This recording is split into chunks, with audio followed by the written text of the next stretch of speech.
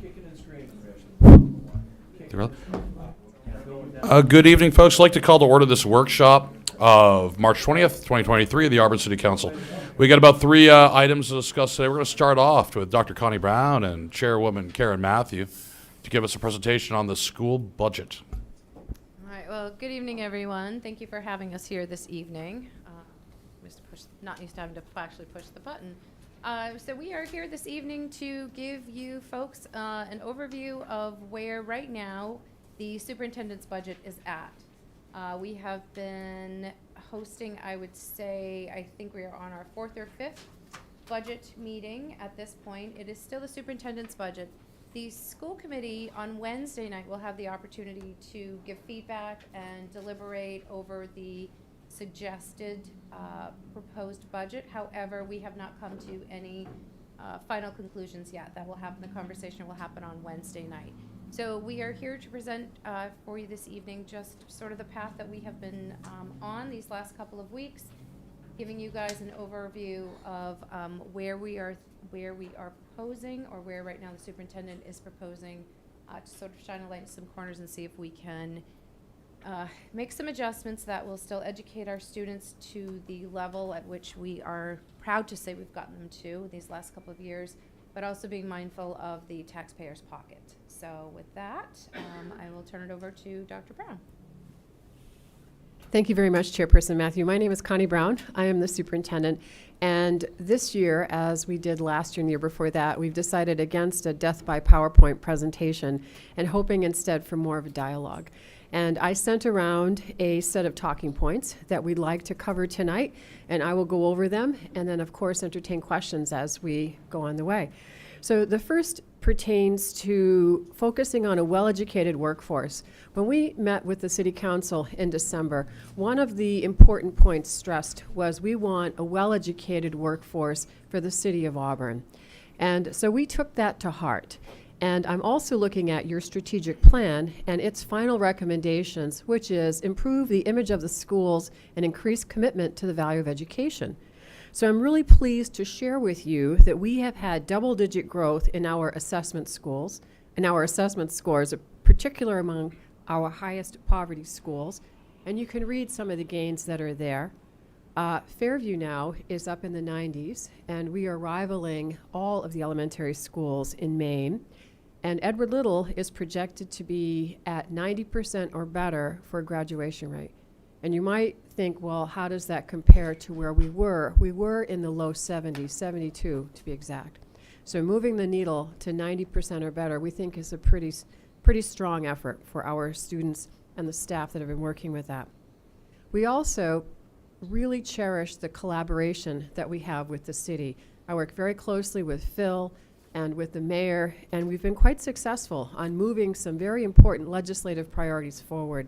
First, and perhaps the most important among them, is the mayor facilitated a meeting with Governor Mills, and it regarded the urgent unmet needs for the high school at that time, fairly sizable, and we'll talk a little bit about that later in the agenda.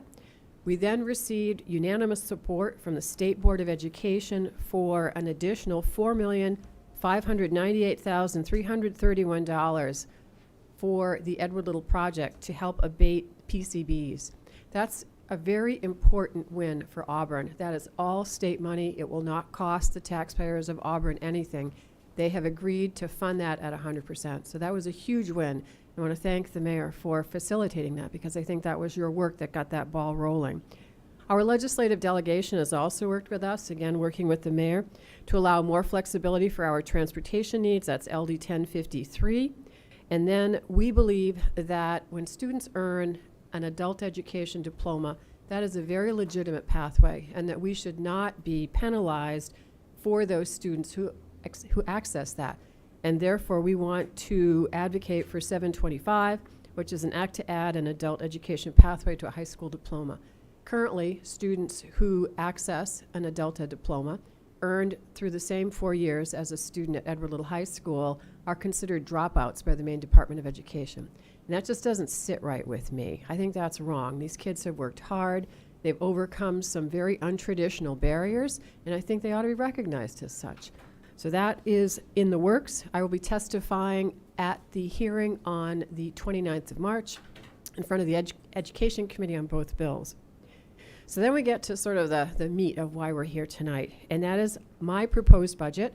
As Chairperson Matthew correctly said, the school committee has not yet adopted a budget to present to you for the 23-24 school year. They've had a lot of discussion, and at this point, the proposed budget is $58,951,552 for fiscal year 24. So that is an increase of 5.78% over the 2023 budget. The mill rate for education would be $9.47, an increase of 64 cents. If your home is valued at $150,000, that would be an increase of $98.44. And here is a very important point that I'd like to stress. We have a beautiful high school opening in July 3rd to be exact. We will be moving in.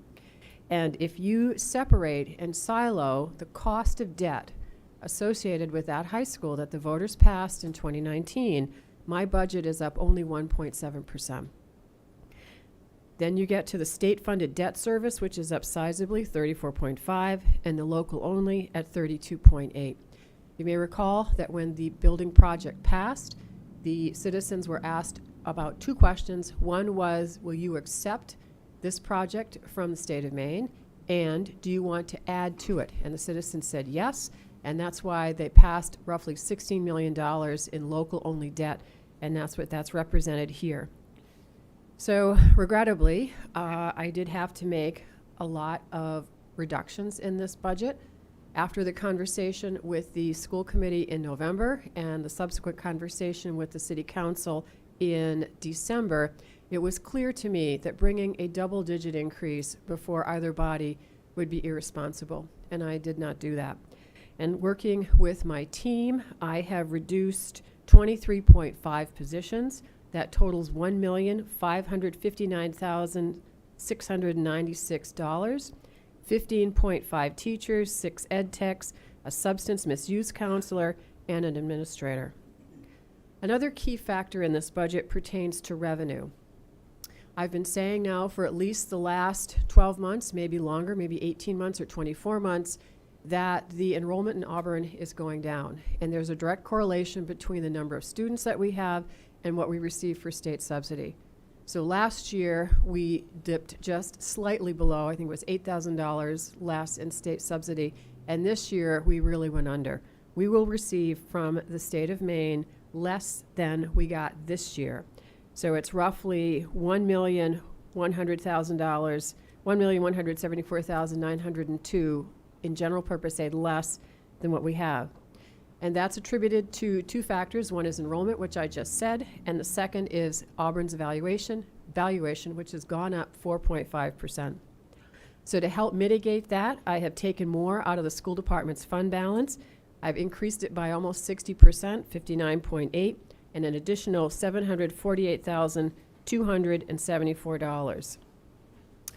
So there are a couple of significant cost drivers in the budget. We are a people business in the school department. That's what we do. That's where the majority of our resources go. So staffing represents $36,594,945. Debt we've already talked about. We have expenses associated with opening the new high school, including keeping it clean. I think that would be a travesty if we opened a beautiful facility and let it get filthy.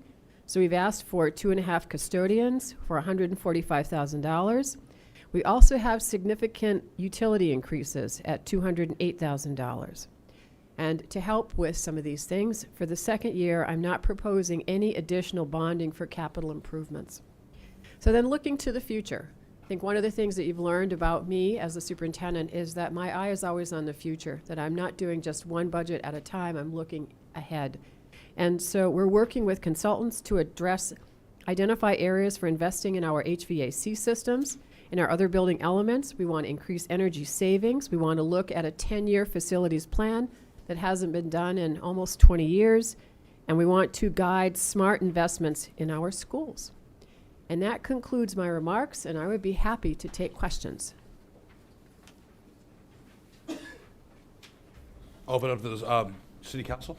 Or actually, you know, is there anybody here from the school department that would like to make any comment? Karen? Anybody? I think you'll find that we'll have the majority of the school committee school committee conversation about this when we have our school committee meeting. Although we are beginning to hear from constituents who are a little nervous about some of the proposed cuts that are in Dr. Brown's budget. So we'll have that full discussion on Wednesday. Yeah.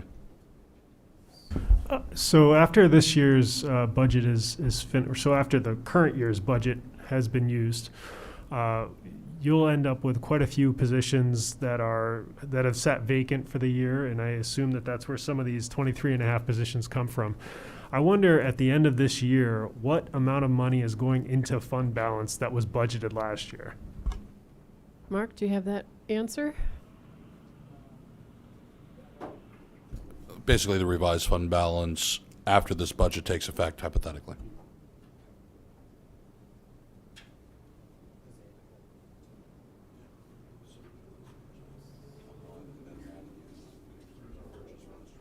I think we've projected a $2 million fund balance, but what we've really done is projected out next 4 or 5 years, because what you don't want to do is create a funding cliff where you sharply increase your use of fund balance and then find a year or two later you have to sharply decrease it.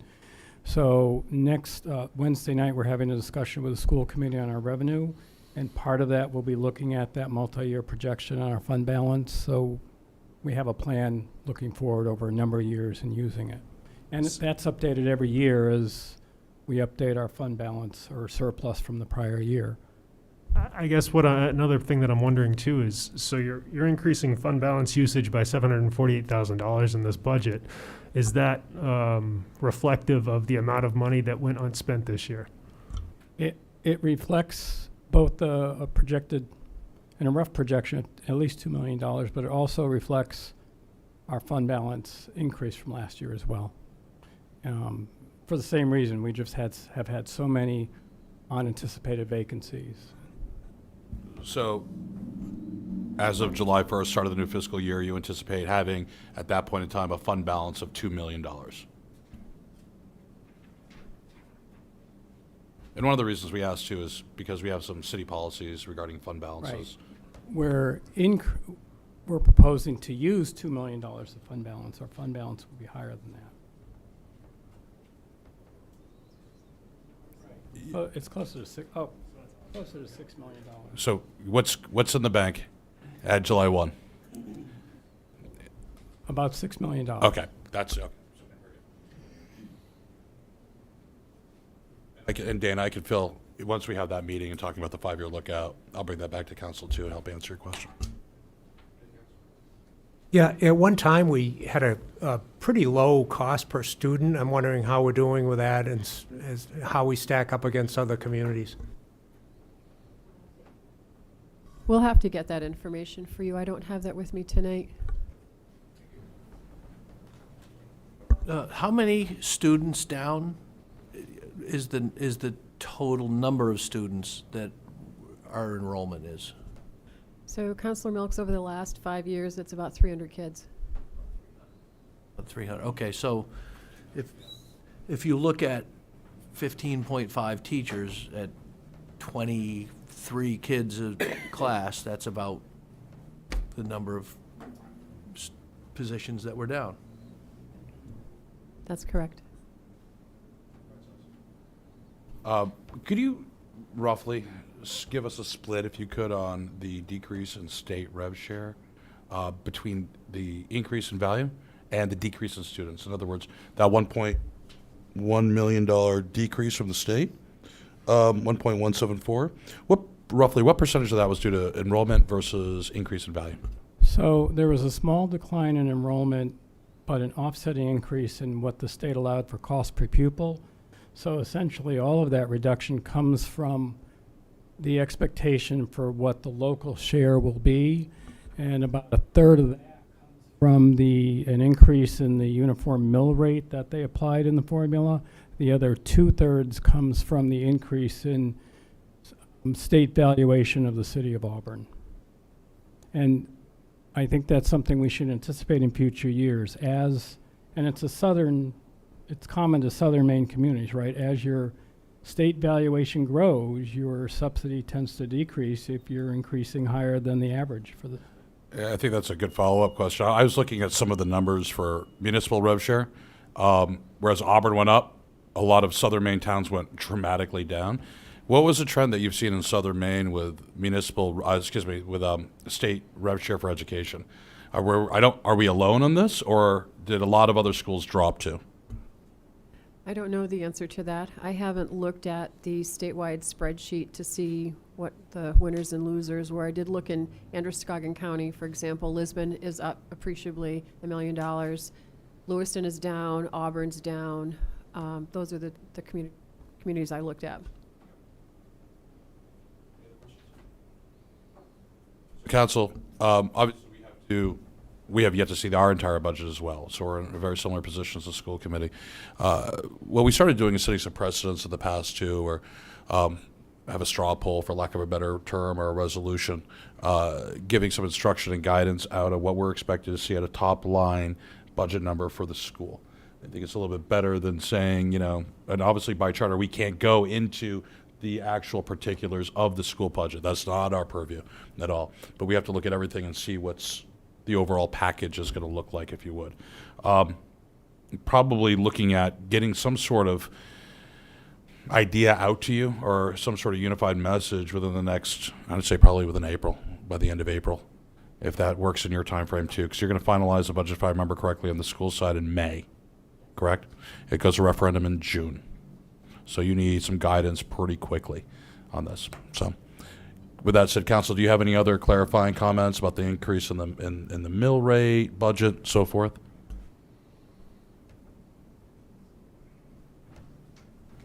Thank you, Mr. Mayor.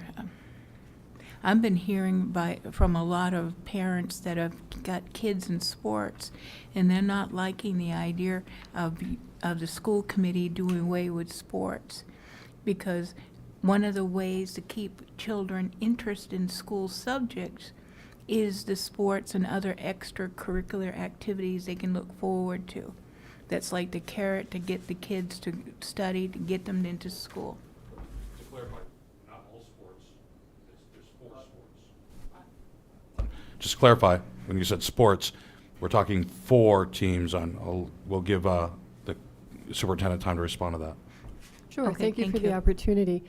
I have recommended to the school committee that we eliminate the freshman football team, also called the first team, the fall cheering, the Nordic ski team, and the freshman or first baseball team. And the reason for that is we have seen very low numbers in those sports. We have, I believe it's 2 or 3 kids in the Nordic program. My rule with Todd Sampson, who was the athletic director, is I said I want to make sure that kids can still play. And so there is still a playing opportunity in each and every one of those sports. And so the kids who ski, for example, on the Nordic team today, they ski with Levitt. They will continue to see that next year. So that there's virtually no change with that. We haven't been able to field a freshman or first football team. And so what happens is that kids swing down, and then the kids tend to overplay, and it causes concerns for safety. So the kids will still be able to play. We're not eliminating sports. And I think that's a good piece to clarify, and I'm grateful for the question, because that's, as we talked a minute about with Councilor Milk's question about enrollment, we also see that with our athletic programs.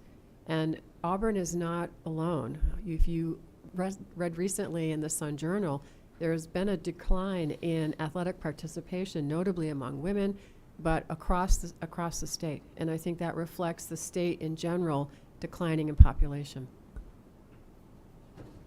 Any other questions? I just wanted to say congratulations on the work that all of you have done. I know it takes a lot to step into the classroom every single day, and these numbers are fantastic. I mean, we're really going above and beyond here, and I appreciate all the effort that you and your staff is doing, so thank you. Thank you. The staff really deserve the credit. These are phenomenal numbers. I've been before you for the last 3 years, and we've had an upward trajectory each and every time. But to say that we've doubled the assessment scores for our highest poverty schools, I think is a pretty great thing. And that's really a credit to the staff and the hard work that they've done.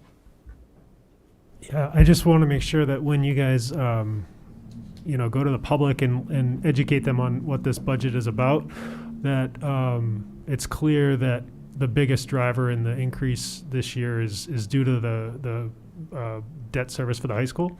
That was a project that was very widely supported by voters, and so we can't, that's a number that we just have to accept and use. And besides that, I mean, it looks like you guys are doing a really good job with keeping costs at a reasonable level, and I appreciate that. I'd like to add one thing too. The work that, as Superintendent Brown said, the work that we've been doing with preparing our students for further education. I don't believe you mentioned the CMCC Spring Forward program. I will. You want to? An opening for you. Oh, jeez. Connor. I might tell you what. Where's Councilor Moran? Councilor Moran, you've been in every meeting with me.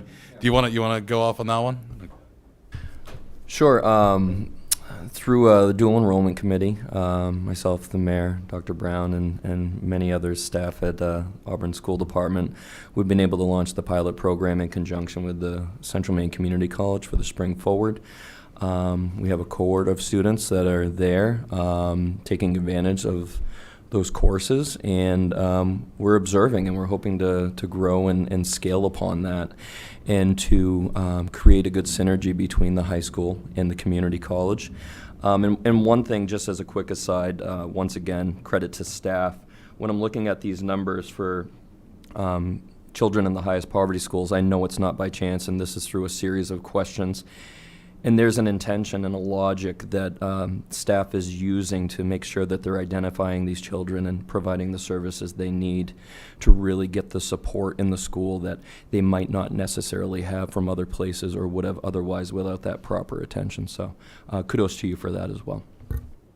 If I might, what is the word that you use at home that your kids say about our programs? The buzzword at home is rigor.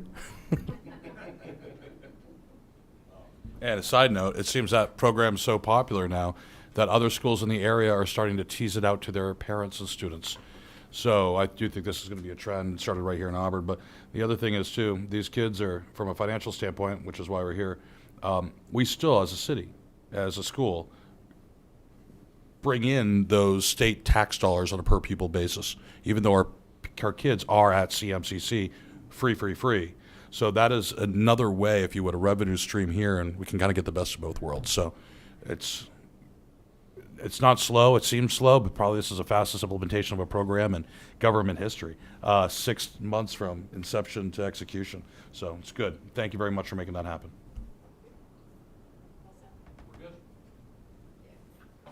I'd ask you to stick around for the CIP, but you don't have anything on the CIP.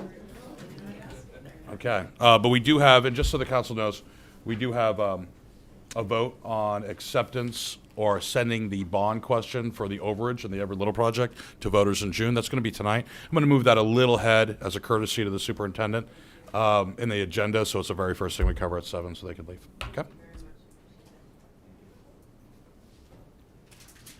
Speaking of CIP, next on the agenda, the city manager with a 5-year. 5-year. Thank you, Mayor, Council.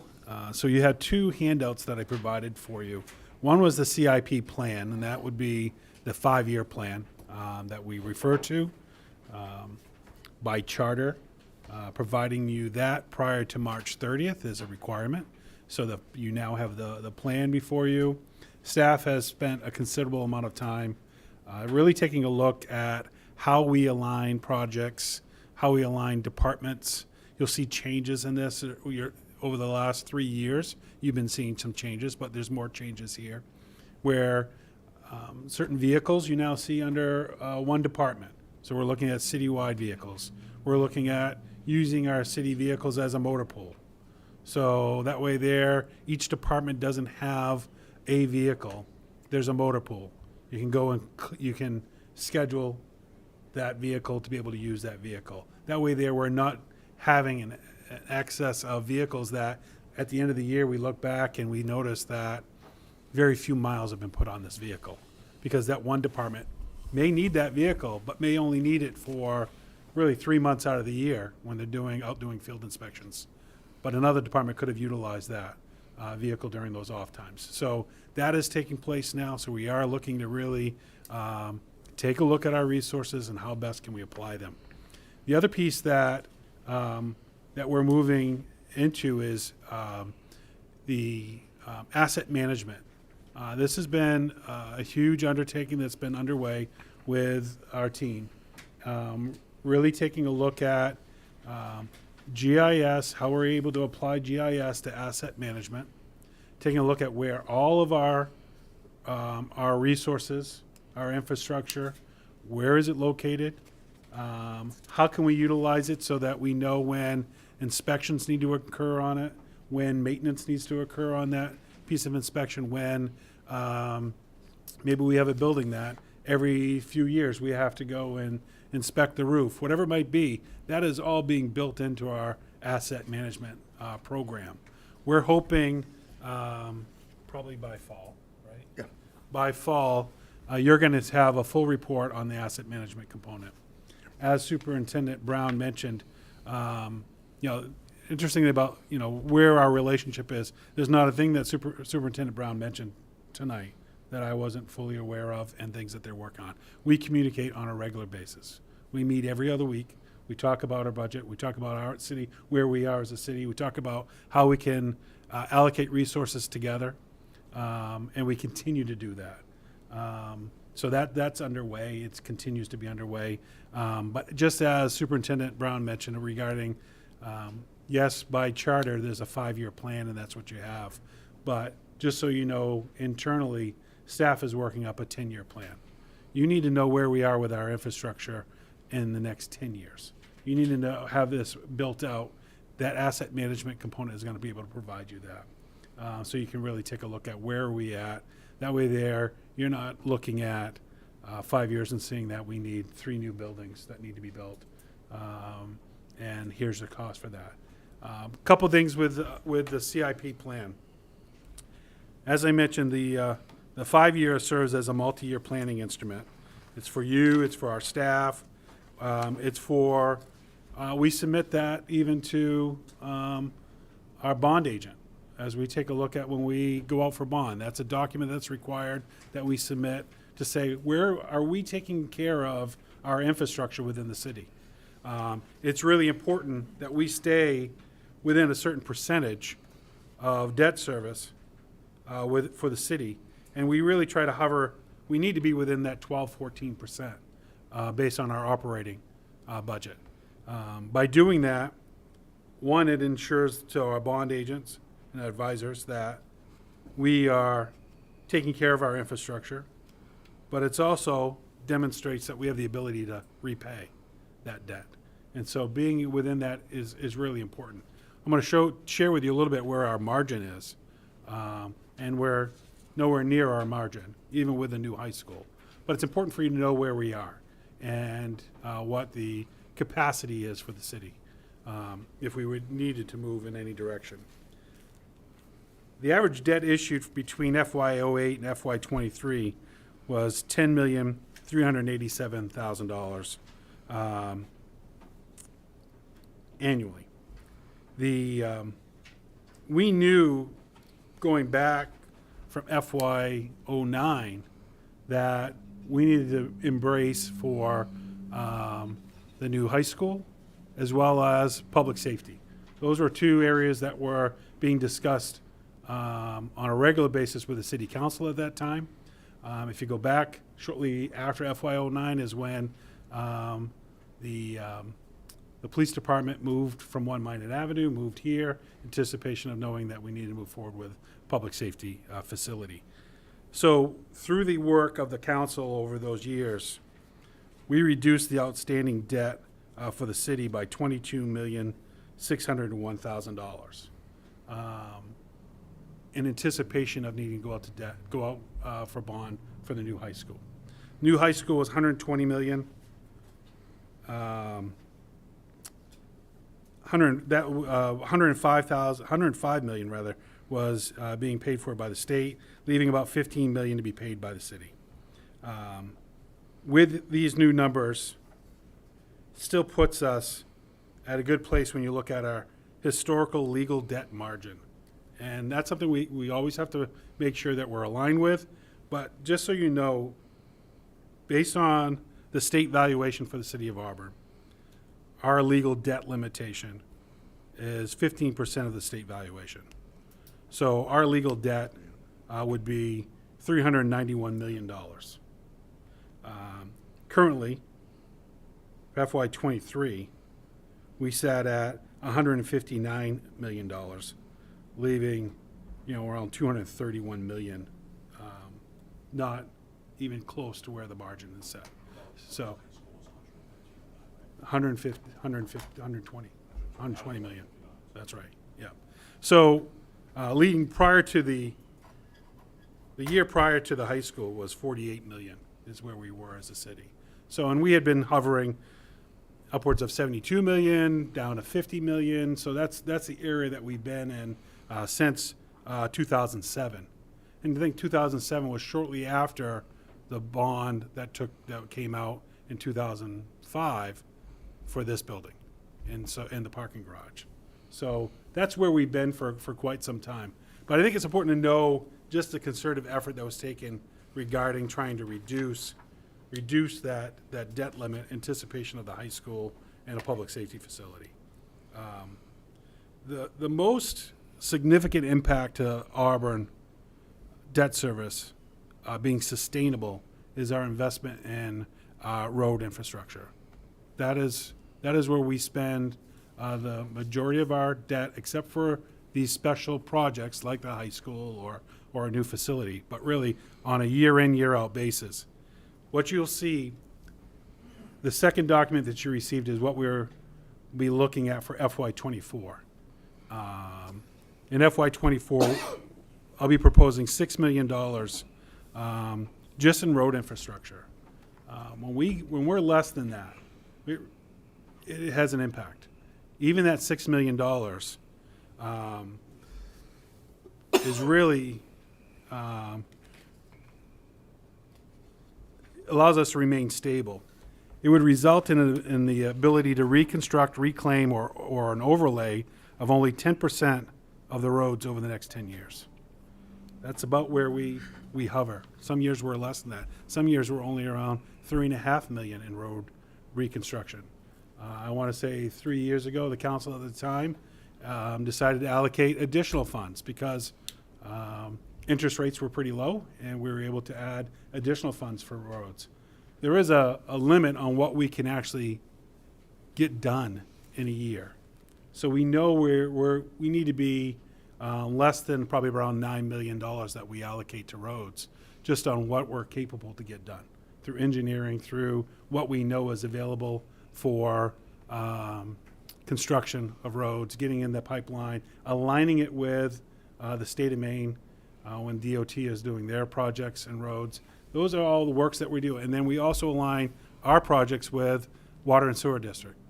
So there's a lot of moving parts when it comes to our road reconstruction.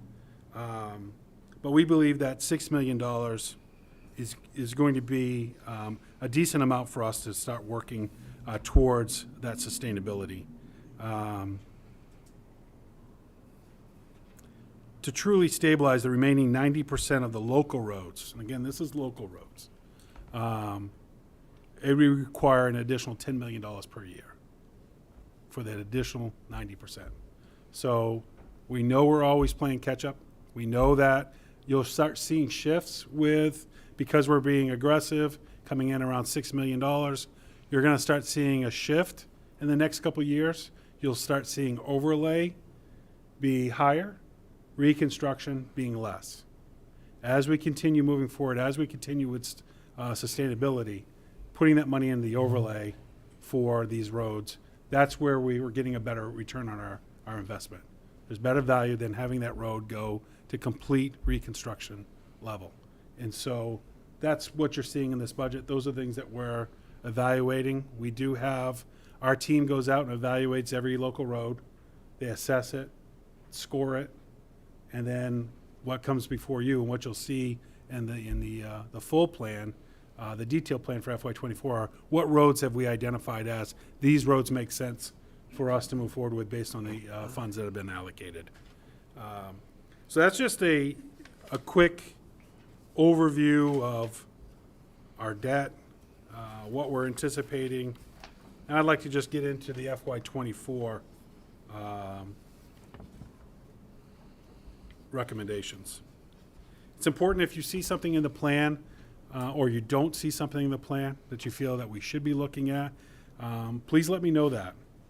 There are projects that we believe that we need to move forward based on conversations we've had, directions that council has given us, or based on my responsibility as manager regarding maintaining the infrastructure that we have within the City of Auburn. That's what you're seeing within this plan. We continually look to restore our records within the city clerk. That's a responsibility we have. We allocate anywhere between $50,000 and $100,000 a year to continue doing that. We're still, we'll continue doing that, but we're several years still away from getting all of our records under that restoration period. That is a state mandate. It's something that we are working through that. We're doing it. We're exceeding what the state's requirement is on that. The dangerous building demolitions, we've had these conversations over the years. I think that this has been a priority for the council to take a look at our buildings that need demolition. It's not a quick, easy process, as many of you know. There's a lot of work that goes into that to get a building to that level where we bring it before you. But we believe that maintaining that $400,000 there is important. Implementing the comprehensive plan. This depends on projects that we see that we believe is coming. If there's improvements that we're looking at, that's the $200,000 that you see there. The council has done more than that over the years, but for staff, that's what we're seeing as part of our comp plan implementation. As far as facilities, you'll see the PAL Center and the public safety facility in here. As we've discussed regarding PAL, we know we have $3 million that the council has allocated from ARPA. We have $3 million that's been allocated from through Senator Collins' office for congressional funds. We know the project is going to be somewhere around, based on our conversation with you at one of our last presentations, somewhere around that $9-10 million mark. We'll be looking to do a community initiative with that as well.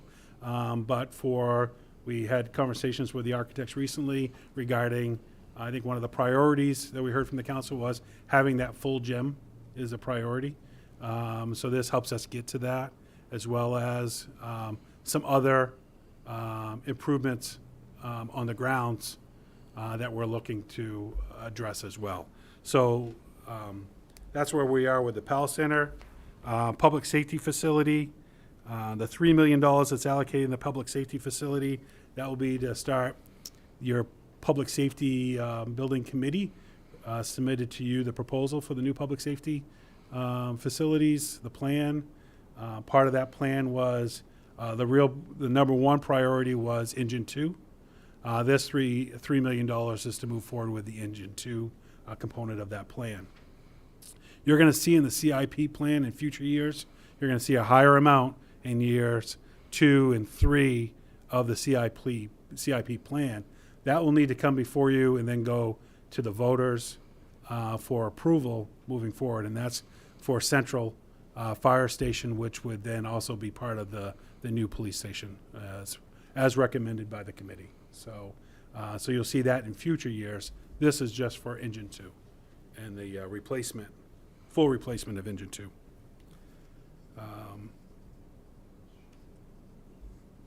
We're coming up on 20 years here in Auburn Hall. We have some carpet that needs to be replaced.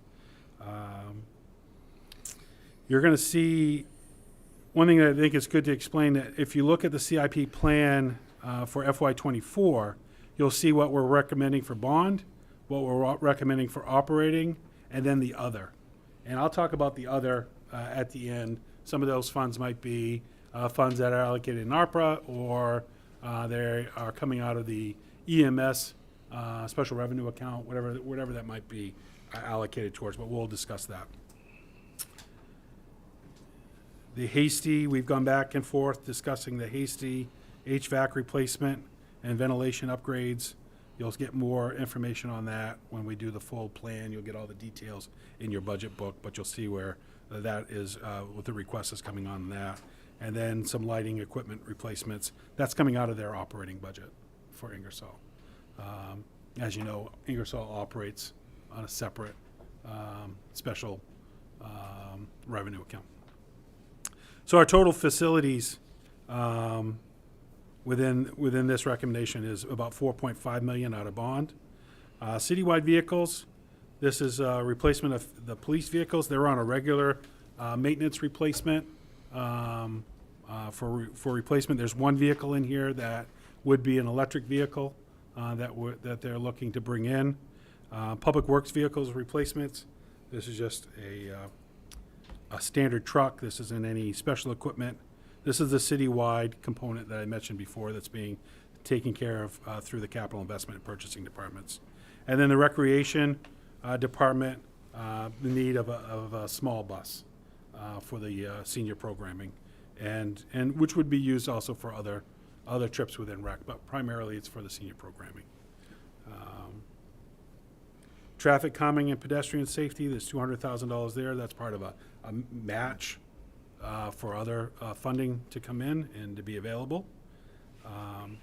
Under engineering, we already talked about this, the $6 million there. You'll see how it's broken out between reconstruction, the reclamation, major drainage,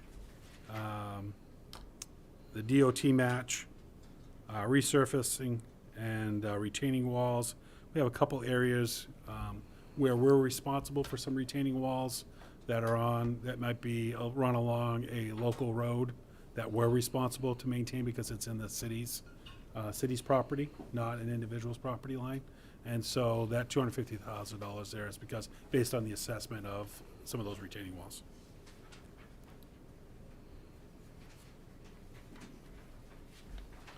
Moving on to what would be page 12. You're going to get this in a larger packet, but on page 12, your second page that you have in front of you, though, you'll see $125,000 for fire. This is just some apparatus replacements, their extrication equipment, and then the rescue trailer. One thing that fire is finding is that some of the specialized equipment that's needed, there's less and less room on trucks. And so having that equipment in a trailer that can respond for a critical incident, one that you know you need special equipment on, rather than some of that equipment being on a truck. Every time it's on the truck, every time it rolls out, there's more damage that can happen to that just by going down the road, just by wear and tear of that vehicle moving down the road. Having it in a specialized trailer, there's not the immediate response for that. That's more of a secondary response. You know you're setting up the scene, whatever it might be. You're bringing this equipment out. Somebody's bringing that out at a later time.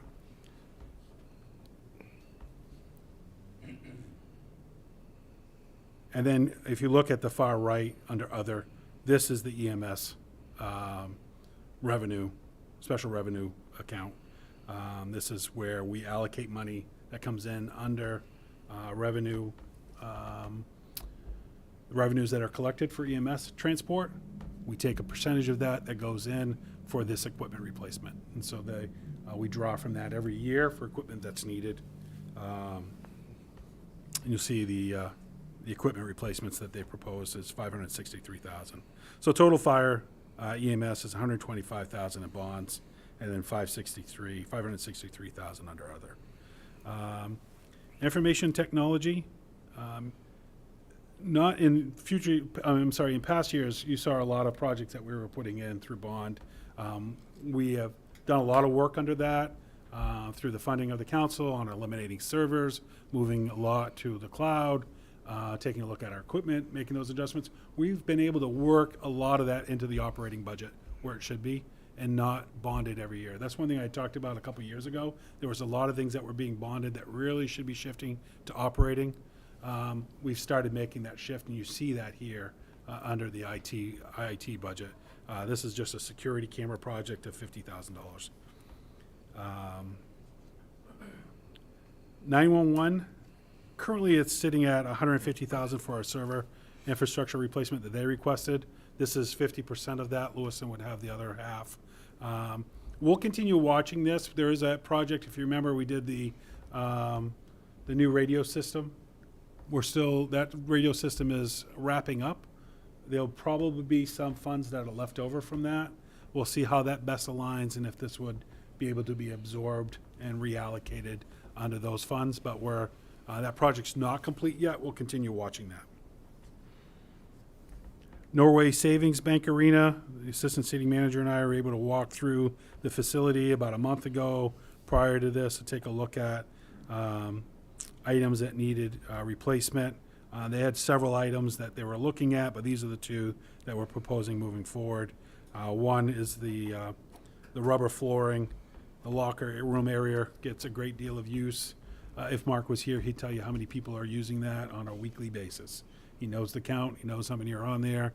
At some point you get to a point where that maintenance replacement is important. That's part of that asset management that we'll be presenting later, where that will be scheduled. We'll know exactly when we need to replace rubber floorings, but it's getting to a point where it's nearing trip hazards. It's not there yet, but it's nearing it. And then rehabbing the front desk to a ticket office. Just the design. Sometimes when you build a building, you think you know what it needs to look like. You've seen other buildings. It's just the way that the ticket window is set up. We don't have the staff to have somebody at the ticket window and have somebody at the front desk. So we want to really shift that also. Somebody's just coming. We don't have a great deal of staff at the arena when we have events, and we're also dealing with events that might be happening on both sides, two sheets that might have. Some is at no cost if they're going to a high school game, but if there's a Thunder game going on the other side, it does require cost. So there are some things there that laying this out more efficiently can assist Norway. The police department has their, again, maintenance schedule for their patrol rifle replacement at $21,000, and then their taser upgrade at $169,000. The tasers they get to that point where they're no longer being covered under their manufacturing warranty. Not overused, just the years have expended. So, we do. We have an exact count on that. And 190,000 is what they've requested, or what I'm recommending from their requests. Public Works had, as you know, of every department, they have the most inventory of assets and a lot of rolling stock. Not everything we can bring forward. If you look at the CIP plan, you'll see where they had a lot more requests than what's being proposed here. But we did take a look and we said, what are the priorities? So their priorities are the 12-yard plow trucks, replacing the front end loader, replacing 2 of the 1-ton trucks with plow. And those are the 3 that we're proposing in the bond, and then a hay bale chopper for erosion control. Again, erosion control in some of our areas that we're working on is really important for us to make sure we're managing well and having that specialized equipment. So under Public Works, that's about $1 million that's being proposed there. Sorry. And then under Recreation, sports facilities. Again, sometimes you can't look at a snapshot of just this year. If you go back and take a look at the funds that you allocated in the previous years, some of those projects are still being worked on. Some of what we propose is based on bandwidth, on what staff has the ability to be able to execute. So there are other projects that might be important for us to move forward with, but they just might not have the bandwidth to be able to execute it. And so because we have other projects, there was a sizable amount of money that was provided by the council for playground upgrades. Staff is working through that. That's one of the priorities. And so, but updating the basketball court logo, that's the one that's within the court itself. Timing on that, because the floor is going to be redone. That's just a good timing to have that taken care of. that's using the branding, the new rec logo, and getting that branding there. The senior center building upgrades and repairs. They've been in that building now for a little while. Again, making sure that we're doing good maintenance on that facility of $10,000, and then some equipment repairs to Ingersoll. Again, that's under their operating. So as you see, what's being proposed, if you turn to page 14, these are all the bond items being requested. $13,500,000. When you get your budget book next week, you'll have the page numbers that then match to each description of one of these items. So you'll be able to go in and actually take a look and see why is it being proposed, what's the exact item that's being looked at, and there's a brief description for each one of these items. The public will have this as well. We'll make sure that's on the website for the next meeting as well. And then other funds under CIP. You'll see, as I mentioned, the ARPA funds, what's being proposed out of ARPA, and then the EMS capital reserve, and then funds that were available within the senior center. So that's the FY24 and the 5-year plan. You have that. You can take a look. You can start thinking through what projects might be missing. If there's other initiatives that the council is having in mind that you want us to make sure that we're working towards, we'll need to know what those are. We can work those in. You'll have another opportunity for us to discuss this at the next meeting, April 3rd. And then at the April 18th meeting is where, I'm sorry? Yeah, the April 18th meeting, I think we'll have more time, and then you'll adopt the plan on the 18th. That's just adopting the plan. You're not actually allocating any funds. There's no, you're not saying this is what we will spend in FY24. It's just adopting the plan itself. So any changes to the plan would be good to know at the next meeting. And then you will have a special meeting on, I'll confirm this, but you have a special meeting, I think, on April 24th. And that April 24th meeting is where I will have more time to talk about budget, and that's where we really should spend time talking about FY24 CIP. So budget and FY24 CIP. You'll have the preliminary city budget at the next meeting, and then you'll have a better idea as the superintendent and the mayor were talking about, well, how does that impact us citywide? You'll have a better idea where we are coming in with the city. It'll be on the mill rate impact. I can tell you we're coming in less than what's being proposed. I think that, again, making sure that we're aligning well. I think the direction that the council has been given to staff and to myself about the budget, you're going to see, I think the team has really done a good job of working through the budget, putting the priorities in, and but just like the school, you're going to see staff reductions in the city budget. Again, anticipating this in December or so, I froze several positions within the city, anticipating that we were not going to be able to fund those next year. So we have not filled those positions. And then, obviously that'll be the council's decision on whether or not you want to move forward with that recommendation. You'll have the opportunity to decide to either fund those again or to keep them as proposed. But those positions won't have a person assigned to it based on some decisions that we made last year, anticipating this, knowing where we were coming at we knew where we were coming at for the school side, and we knew what was taking place at the state level. We knew where evaluations were coming in at. I think this leaves us a good chance to move into Glenn's presentation. I think that from what you heard from the superintendent regarding the reduction in state funds, and I'm sure Glenn's going to address this, but this is exactly why we're having this conversation regarding TIFs. This is important. It's an important tool for the city, and so Glenn will be able to talk about that. Any questions? I'm sorry. Yeah, just wrap up. We already know, based upon earlier today, what the school's projected increase to the mill rate is.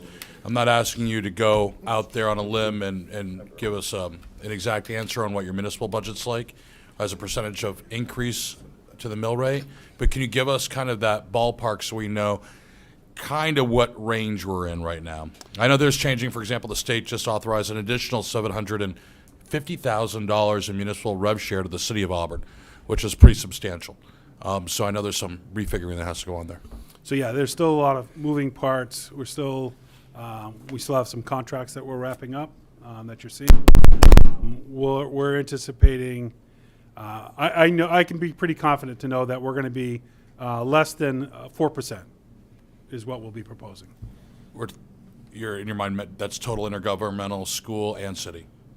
Less than 4% city. Less than 4%. Okay, so overall we're looking at probably less than 5. You're going to be right about if the numbers stay where I think they're going to stay. You're at 5%. Oh, okay, that's important. As you start seeing all these news articles about Lewiston being a 21% increase in their proposed budget, we're out of the gate looking at around 5.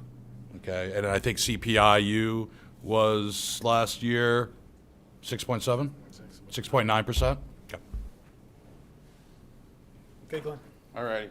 So after the last meeting, and bring the public comment and questions from the councilors, I tried to put together some examples of how this would work, taking into account not only what the revenue would be over the 20 years, but also the county taxes, the age of school revenue sharing, and then what a credit enhancement might do to that, and what the impact would be on the other side.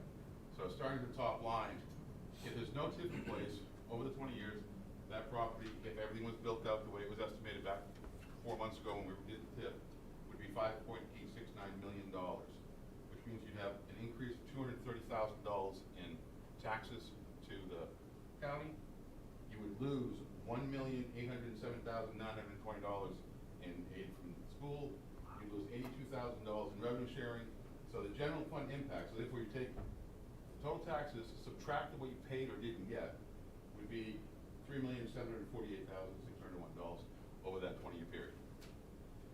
If you take scenario 2, which is 100% TIF, no credit enhancement, obviously these numbers stay the same, but the result changes. So now your actual general fund impact would be $2,120,899 because you saved that money or didn't spend it. You'd have $5.8 million in TIF funding for a total of almost $8 million, $7.9 million. So that's your best case scenario. If you take 100% TIF with that $500,000, your general impact to the fund balance will stay the same. This will drop by $500,000, so your total funding will drop by $500,000. But if you look from here, if you give no TIF, no credit enhancement, you're only going to wind up with $3.7 million. So it's a huge amount of money to give away for nothing, in my opinion. Scenario 4, if you drop this to a 60% TIF, which that was the number that was thrown out at the last meeting, obviously this stays the same. County tax, all these things start to drop because obviously it's 60% of it instead of 100%. Generally, so here you would go from general fund impact from 3.7 to 3.6.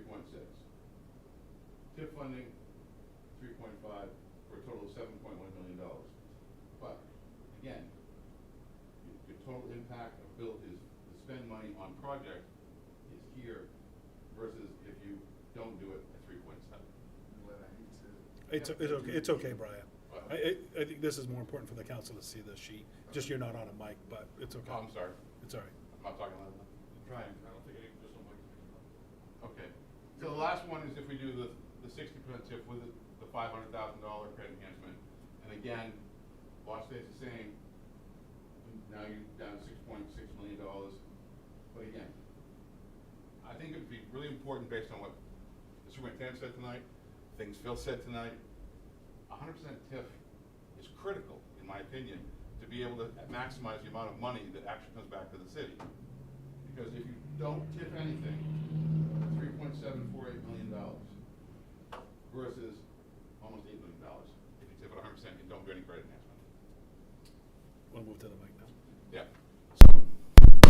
Crash. Could you give us just a repeat? You've got obviously your 5 scenarios, but Just if you could summarize for people that might be listening, and Sure. hopefully they can see this pretty clearly. If not, we'll make sure it's included in the minutes. But what is the net over a 20-year period? The net best outcome for the city of Auburn is to do what path?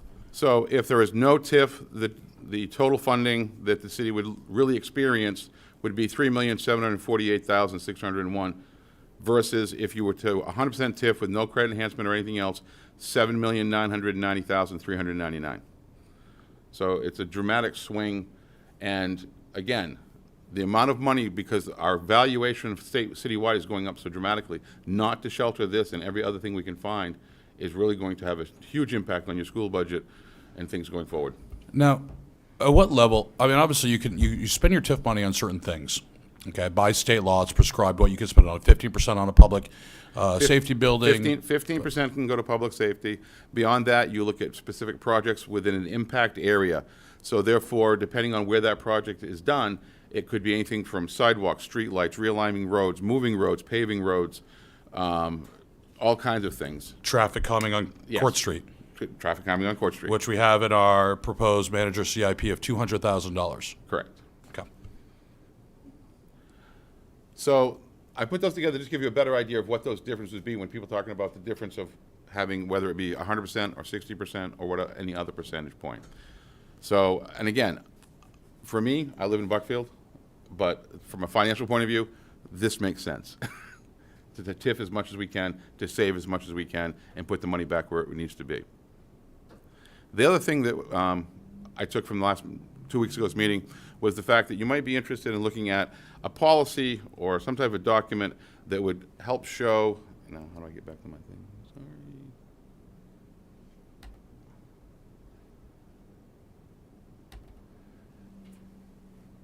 A layout of how a TIF might be done and credit enhancement, what would qualify for credit enhancement up front. So that way, it would be something that when I sat down with the developer, I could say, this is how it all works. And anybody would be able to read through a document and be able to see how this does. Now, there are some things in here that you may not agree with, which is why it's draft.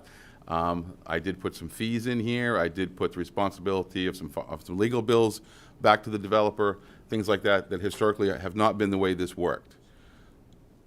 But I felt that by giving you those options, and if you were to take some time over the next couple of months, we could come up with something that might be more manageable and more understandable for everybody.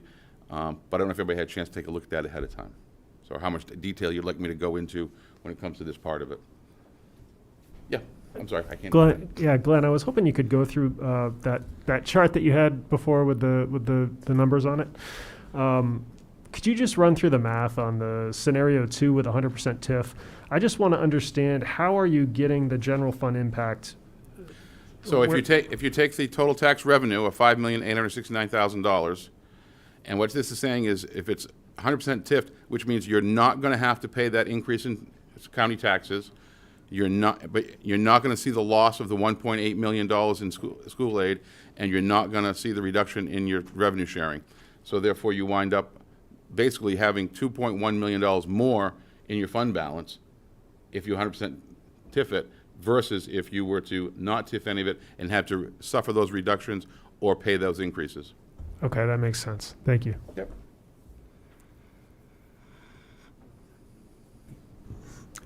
Thank you. Just a question on lost my train of thought.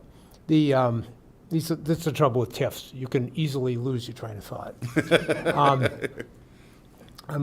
Credit enhancement? Well, credit enhancement, that's basically to the developer.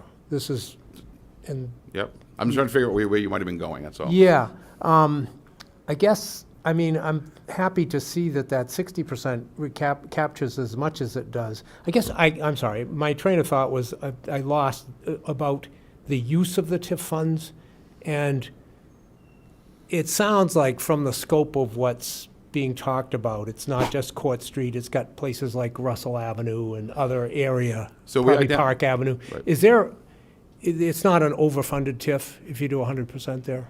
No, I don't believe so, because obviously the 15% can go to public safety, which is not in that location. So that's what we can put towards the public safety building.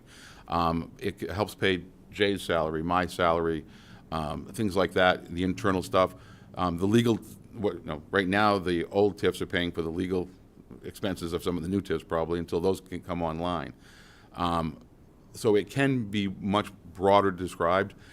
As part of the policy, I think you'll see, is I'm also looking to get to more detail in what we put into the TIFs for specific projects to ensure that they get accomplished, so that TIF money doesn't, public safety improvements along this corridor. Well, how big can that corridor get sometimes? Mission creep. But if we say, no, this is a project that we've actually looked at, got estimates for, and we believe this is the right amount, and then by naming them in that program, that will make them much, more definitively effective to be done. And so, really, if it's 15% on the public safety rather than 250,000, it could be as much as like 1.2 million, It could roughly. be. Yeah. We try to put reasonable numbers in that make sense. Because again, when we do this, we're looking at what the possibility is, but you'll find that that number does not total up to what it really could be. Simply, as that money comes in, it would be allocated in the same manner and has to follow those same rules that we've outlined there. I'll follow up on that. I think to follow up on Councilor Whiting, two things. One, and I'm not expecting you to have this now, but what are the annual payments for the public safety bond? The $50 million total, or $53 million? If we had that, let's say, what would be the ongoing repayment? And this is germane to this conversation. So based off the presentation, I believe option 4 was the option that was presented. It was $48.5 million for all 3 projects, which amounted to, I believe it was $2.49 on the mill rate, if I But what would the payments, the bond payments the be on bond that? payments. That's big math, big numbers. But this is obviously, you're looking at a 30-year bond on something this large. Yes, I believe we were looking at a 25-year bond. And I'm going to say I'll it's get going to be those. about 2.5. Okay, that's fine. So- I didn't expect it, but okay, let's say it's $2.25 million a year in additional levy that's going to be needed to pay those bonds off in the future. 2.2, that means theoretically, where I'm going with this, Councilor Whiting, is how much should we TIF in general throughout the city in order to pay, that's around a 15%, you're looking at around $50 million in new value? No, taxes. 50 million, you're looking at about $300 million in new value. But and we can TIF as a city up to 5% of our value, which is currently $2.2 billion-ish. That's a Jill question. So it is. So I think we were talking about it earlier. It's I don't get into because that. it's a percentage of what we can borrow to. I think it's about 2.2 billion. So at 5% of that, yeah, okay. It's about 100. Wow, it gets us close, but it doesn't get us all the way. So, But this is math at this point. In other words, how do we shelter as much as possible? And this is sort of like, I look at it as, it's almost like a Roth IRA. Am I wrong on that analogy? I could put in some pre-tax dollars, shelter it from Uncle Sam for a period of time, but I can only put so much in, and I can't take it out without penalty. Correct. so can we just go back to, all right, so I understand how the general fund impact number is created on the scenario 2 with 100% TIF. Okay. So the way I'm reading this chart, I see new tax revenue at $5.8 million. And then we have a couple of, we have county tax, aid to school, and revenue sharing. So my understanding of scenario 1 is that you take 5.8 and you subtract the other 2 and you get the general fund impact. Is that what you're doing? On scenario, which one, Sarah? Scenario 1. Yes. That's the subtraction. Okay, so how are we counting that amount in the general fund impact and then also in the TIF funding? It seems like it's doubled on scenario 2, 3. So on scenario 1, there's no TIF funding, right? So that comes after that number. So here you have this number, but if you're taking the TIF money, all winds up over here. Okay, so because the total is really $7.9 million, because so over here you're not paying this. So you take this and add instead of subtract. So you wind up with a total of this. But if you're not paying something, you don't add it to your funding. You just don't subtract it from your funding. Right, but if you did it up here, you would have to pay it. So therefore, you get to gain that money because you're not paying it out. Sure, but you don't get to gain it in the general fund and the TIF fund. So in the general fund,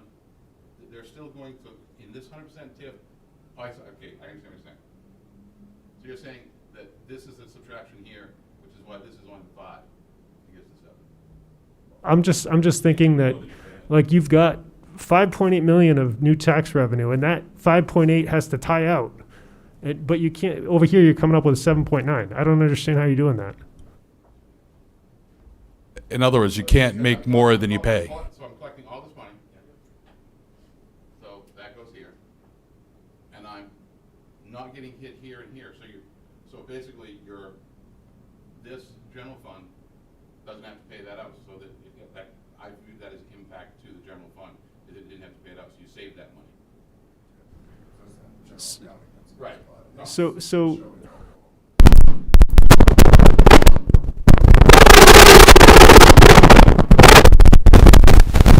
I'm not crossing out. I am not getting up and moving across that again. okay, so just for I have to get through this one. Yep. So you've got 5.8 million, and that revenue is going to be either in the general fund or the TIF fund. It can't be in both. That doesn't work. That's not how numbers work. Right. It's an impact. It's not. I mean, this isn't money. So therefore, if they would have had to pay that out or get reduced, then it would have been worse. So the impact is they basically saved that money from having to be spent there, and all that revenue went to the other side. So what I'm really getting to here Yeah. is that, I'm trying to understand what's the best thing to do here. I understand how the TIF works. And for my head, I just need to make sure that what we're doing here is going to, I just want to understand where the money's going. So what we're talking about here is it's either going in general fund or it's going in TIF fund. It's not going in both. And that's what you've got showed up here. So if the general fund had $1,000 in it, and you don't have to pay those numbers out, so it's still got $1,000 in it, then I count that as an impact that you've got more than you would have had before, because you didn't have to pay that money out. At the same time, you are collecting all that tax money, which is sheltered and taken care of, so therefore you didn't lower your general fund, and you got all the capture of all the revenue. And I understand what you're saying, that mathematically you are absolutely correct. If the city manager gives you $1,000 raise and you were going to buy a $1,000 car with that, but then you decided not to, you still have a $1,000 raise. You don't have a $2,000 raise. And that's what you're showing here. Okay. I'm not disagreeing with you. Yeah, I think it's talking about a but for X, Right. Y, and Z, you have this. And I think the other thing that, and I think Councilor Whiting was speaking to it earlier, that this is capturing or showing is when we talk about TIFs in general, there does reach a point, and I think this is what you're also referencing, a point of diminishing returns, where you've captured so much in a particular area where the offset or what you're going to be able to do with that money is no longer of as much value versus putting it into the general fund. So let's say this is a fictitious $500 million project that you can only use within a 1-block radius. Well, then obviously you've captured probably more than you could actually use in that particular square footage. And you do see that in some of these larger cities. I mean, I think Phil was just down, in Carolina, there was a $500 million project, on a block radius. Obviously, TIFing 100% of that, is going to reach a point where the demands of that project would generate enough necessity on other government services where a reduced amount of money going into that TIF fund and then putting the rest into a general obligation or to the general fund would be of greater value. And so trying to weigh that, I think, is what you're grappling with. And Dana, I see what you're saying, and I think if I could I just paraphrase this, and correct me if I'm wrong, and Dana, maybe this will be, because you're right, 2 + 2 = 4, not 5 in this case, but this is municipal government. For example, if we have a 5 stable, we're talking about a TIF scenario. In 20 years, they're going to be paying $5.869 million in taxes. If we do not do a TIF, our net impact, what we will get, period, dollars into the city, is about $3.7 million. Over 20 years, right? Okay, it's deduction. Just, yeah, right? Okay. If we do scenario, let's say we do 100% TIF, we get $5.869 million, and we will have in a TIF account $5.869 million, because we will not have to pay the piper, state, county deductions. Okay. If we do a 60% TIF, I'm going to forget the CEAs because sometimes that just confuses it. That's not being voted on tonight. But if we do scenario 4, which is a 60% of shelter, what we're really going to see as a net dollars into the city is about about 3.6 million, or actually, yeah, about $3.6 million net dollars into our account. Correct? I can't say, or it's a 3.521. 3.51. Okay, 3.521. I feel like I'm at the eye doctor today. I'm trying to read this thing.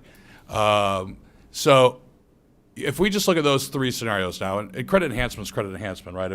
If they need X dollars, we have to look at that later. But right now, makes financial sense to come into the coffers of the city net would be 100% of shelter versus 60% of shelter. And if that's all taking a master's class in municipal finance, which isn't like GAAP in the private sector at all, that makes conceptual sense. And my goal when I repeat that is for it to make sense for me, but more importantly, for it to make sense to the council here too.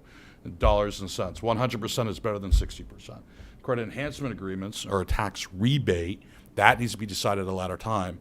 And we will have that discussion debate later on in tonight's agenda as well. Does that help clarify? Now, and I appreciate, Glenn, everything you're saying. This is absolutely great, but sometimes you just kind of look at it a little bit differently, I think. Yep. You know, kind of there's a lot of ways to look at party these style. things. An overview of this, and I think it's the number one question I keep asking myself is, given the restrictions on the TIF and where we can use those funds, is it going to be a good offset of what would have already been spent in general funds and we get a better yield on those tax dollars? Does that make sense? Yeah, so what I would tell you is the first dollars that I would always want to think about spending would be the money that we may need to spend because of the development. So there'd be a portion of that. Beyond that, you start looking at all those improvements. You know, what do you want your city to look like in 20 years? And if it's, we want water sidewalks, we want bike paths, we want all these different things. Well, those are expensive to widen those roads and buy all that stuff. If we have this funding available for that area, we now have that ready to go and can start demonstrating what that looks like and how much safer and better it can be for the entire city. So yes, I think it's a great investment of things that we want to spend anyways. Because I understand the concern with an over TIF for when you are specific to where you can use those funds. And and that's what I keep weighing in my mind. Are we offsetting what we would already be spending in general funds and getting a Well, I would better say return? that any work that would be done in that area over the next 20 years, if this fund is available, would be paid for this way. And if not, whatever needed to be done would have to come out of the general fund, which would come out of CIP for Public Works to do more work. Plowing, yard maintenance, curbing, et cetera, right? I'm not going to go to plowing. I think definitely you could point to, we had the public Court Street safety study. Yes. And that was about 150,000, and this is reflected in the CIP as well. And that was from the 40 or so people that were there, and I was there, universally anticipated now in that neighborhood because it will do some good work. But any other questions on this? We do have this as an agenda item. Yeah, just a question on the credit enhancement. It's in the document, and even though it's a variable anywhere from 0 to 500,000, if we approve this, does the council get to vote again So if as I we said- do a credit enhancement? As I said last time, I would recommend if you wanted to force the issue to come back before the council, then I would recommend that someone make an amendment to do that this evening. Yep. Councilor.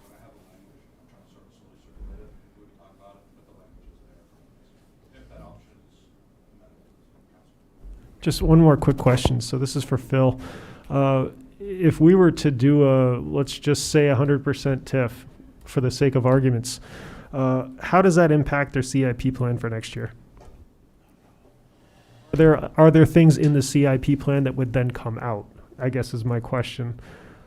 So I think you would see it in 5-year CIP plan, but not in year one, not in FY '24. The matching funds that the mayor was talking about was for some other areas as well, not just Court Street, traffic calming.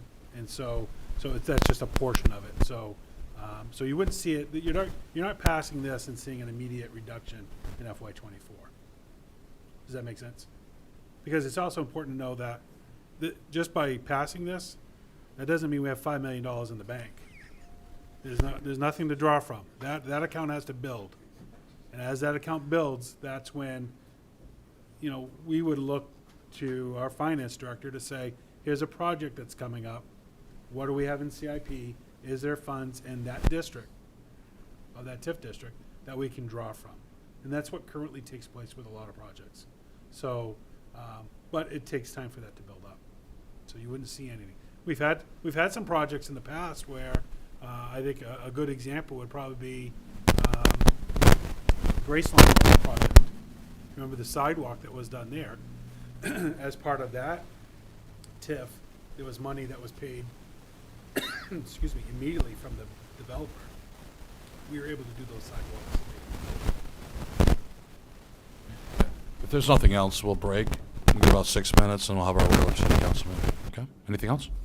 No? Okay. Stand in recess. It's okay. They They don't- did that in the back.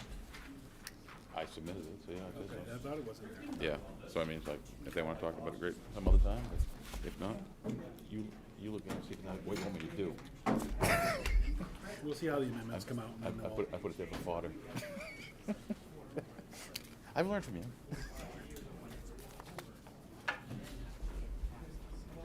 Thank you, Glenn.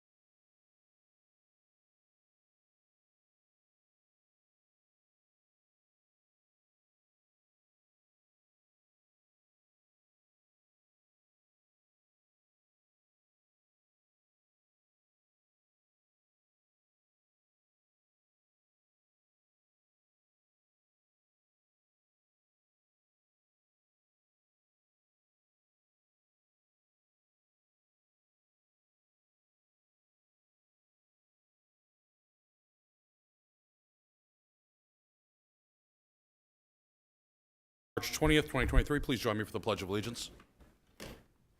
Pledge allegiance to the flag of the United States of America and to the republic for which it stands, one nation, under God, indivisible, with liberty and justice for all.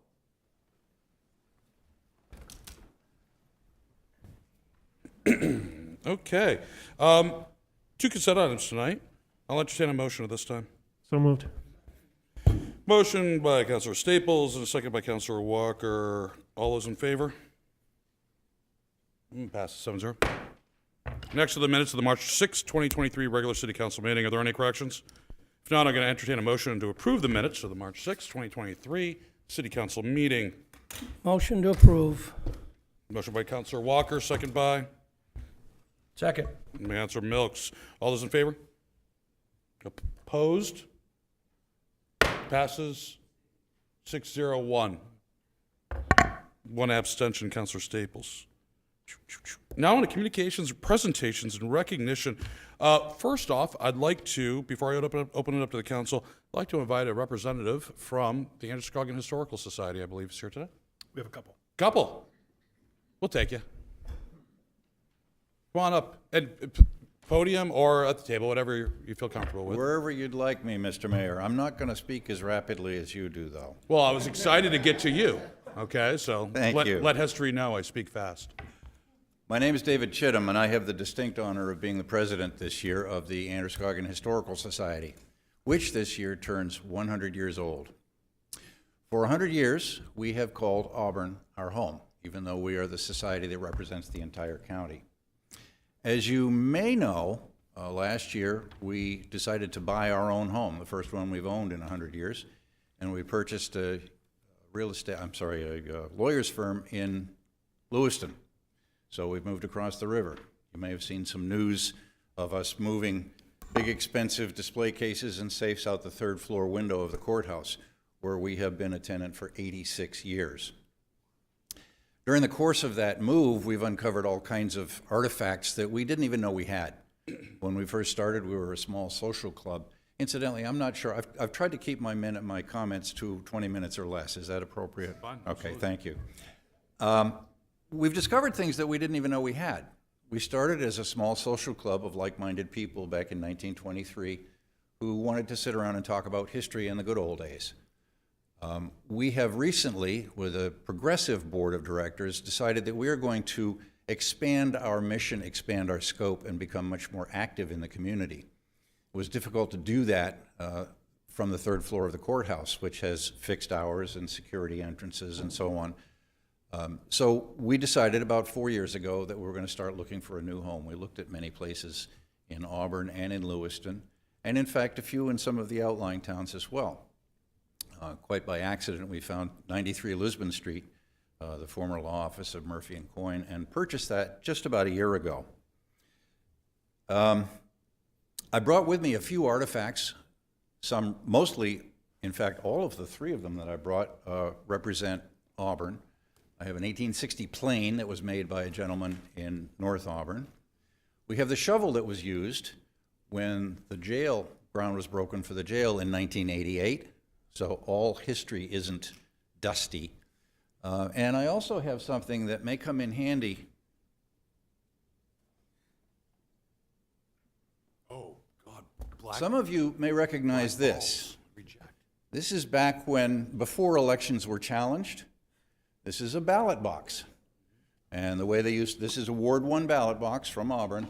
Ballots were inserted in the box and closed. Not a lot of vote fraud then. That's awesome.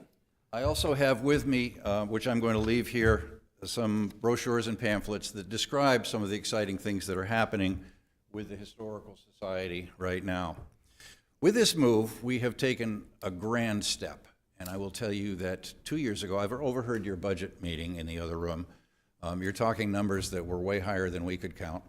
2 years ago, our budget was approximately $28,000 annually, and we worked very, very hard to generate the revenues to support that kind of expenditure.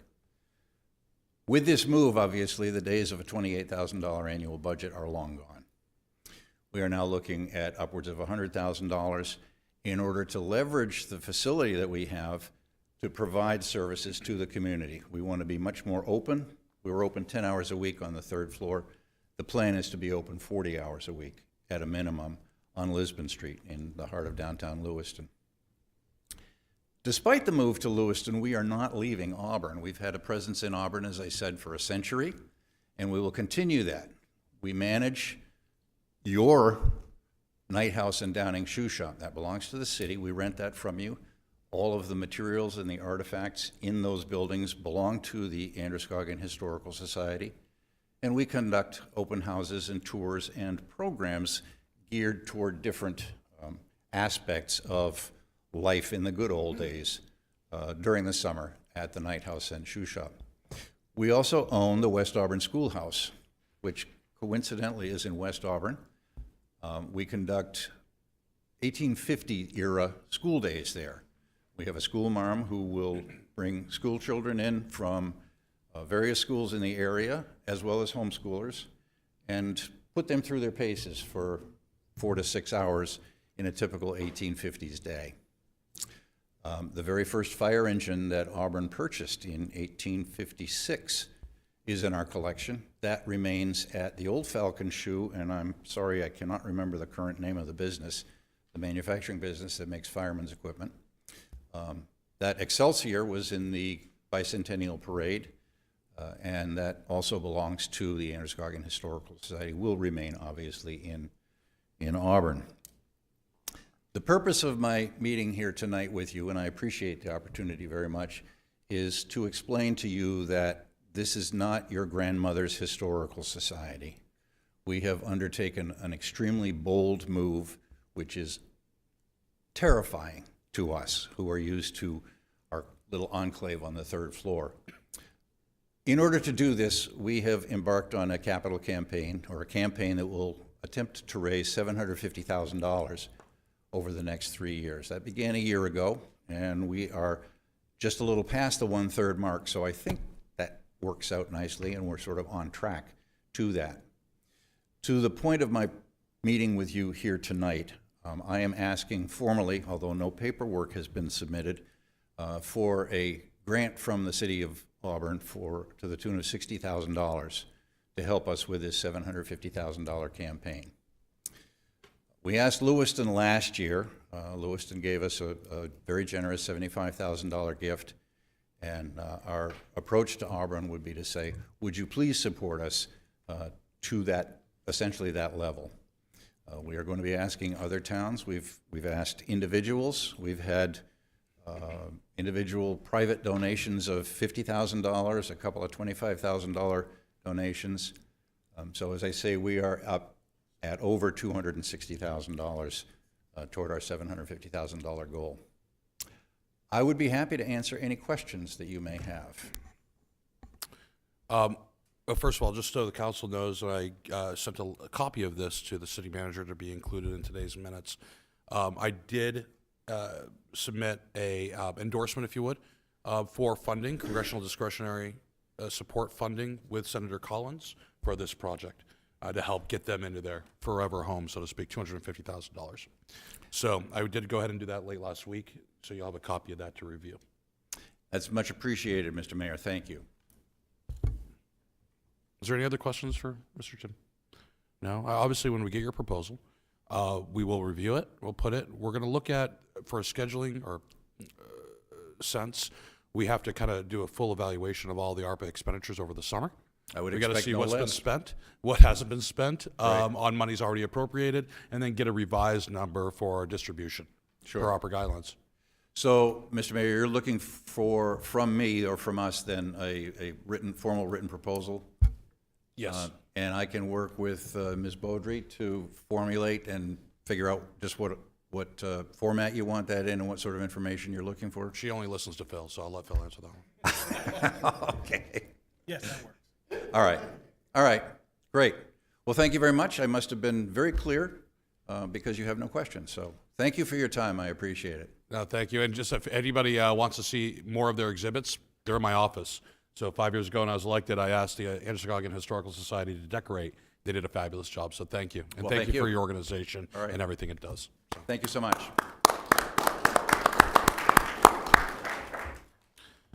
Is there any other communication from the council at this time?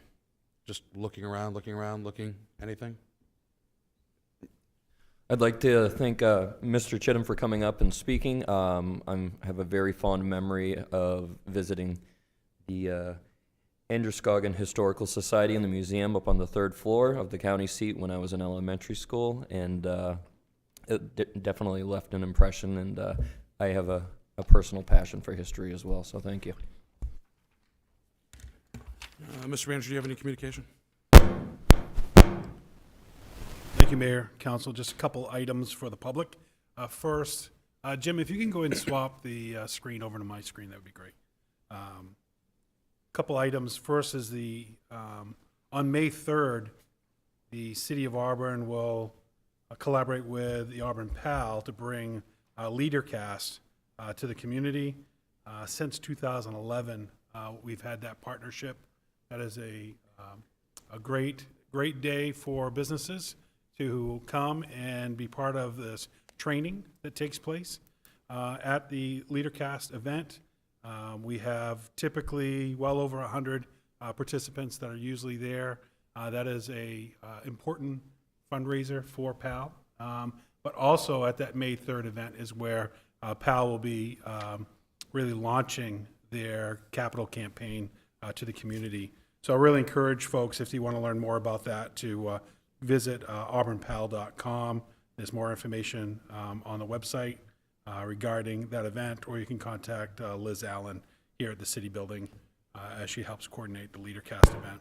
The other item that I'd like to share with you is the annual report. So this became public almost 2 weeks ago now. The annual report is something that I started putting out when I became city manager by charter.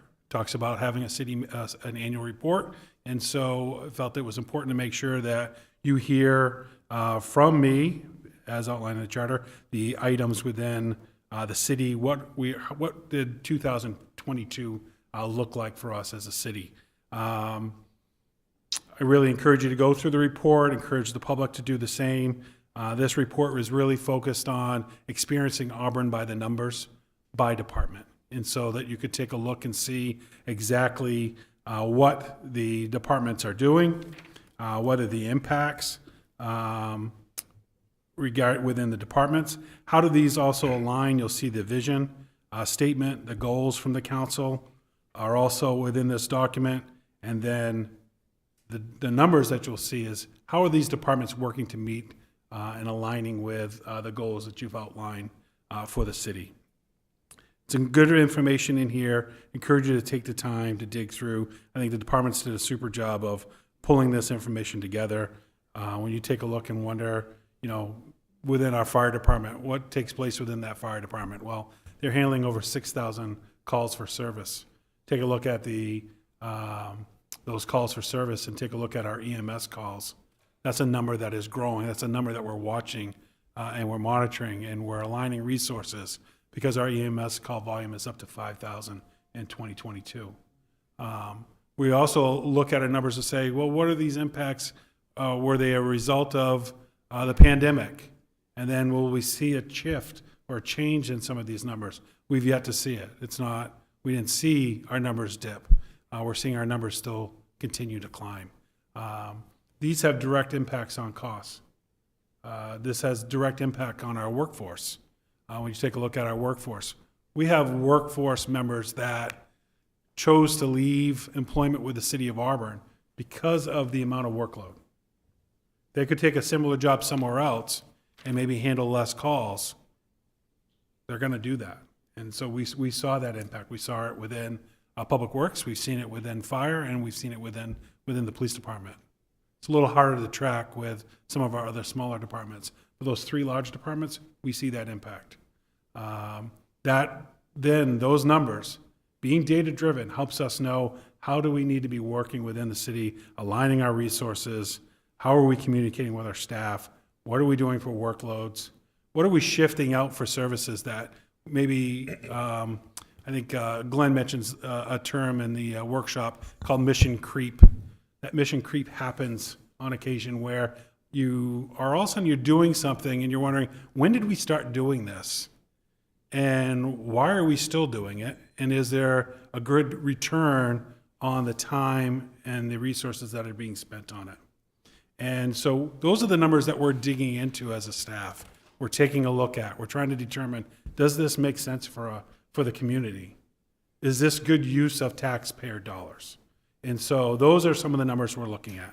911 handled 48,000 calls. You see how that broke down. We share 911 with the city of Lewiston and the town of Poland. And so you see how those numbers broke down from their department. Auburn Public Works, knowing that we had 10,810 lane miles of roadway plowed in 2022. Public Works, I think if we take a look at departments that have grown in the capacity to capture data, Public Works is probably one that continues to grow in that capacity. Because of equipment technology that we're using, we're able to know exactly how often a plow truck's been on a road, how much actual sand, salt has been used and applied to that road, where are all our resources being utilized. We're able to do it now because of investments that have been made that then help us be able to say, how do we take a look at this and now be able to realign those resources, change what we might be doing for delivery of service, again, to help reduce costs or to enhance services. So good numbers there from Public Works. And then our other departments, taking a look at the library, seeing in here that the library had 83,700 visitors. That's an active library. That's a library that is engaged, involved, promoting events, activities, and being a real great community asset and an outreach in our community. Taking a look at our HR department, seeing how many applications that they're processing, 396 applications. How many of those applications are coming from out of state? We know that recently, and I shared this a few meetings ago, how many individuals that we've hired from out of state that have now settled here in the city of Auburn because of positions that we've posted. How many of our hires are veterans? How many are coming from our BIPOC community? Take a look at Auburn Recreation. We can see they did a great job of breaking this down by adult sports, youth sports, and activities, as well as our age-friendly programming. You take a look at our age-friendly programming, we see that we had 381 participants in our programming. Those are great numbers. It's showing that the investment that the community made, investment that you allocated, is being utilized at the new senior center, where they had 18 programs that they ran. Total of those programs, senior programs, was 2,832 participants. Those are just the amount of activities and events that are taking place there. How many trips they went on. And then also that facility, we were able to rent that out to the community 192 times, that facility. Times and hours that weren't being used, how can we further use and make that available? And also increase our some revenue dollars as well. Planning and permitting shared about how many permits were issued. Over 1,000 permits. Fees collected were $285,000, with a total estimated cost of construction at $74 million, nearly $75 million. Again, one of another record-breaking years for planning and permitting. In the budget, there's a good breakdown of the past 3 years of the council adopted budget, as well as the categories that was allocated to. We provided the scan code for the budget portal. That portal is up now with the previous year still in there. So it's important if you are prepping for the budget, that's a great tool to be able to go on and use. We outlined all the different departments. And I really appreciate what Sue and her team does regarding elections and voting.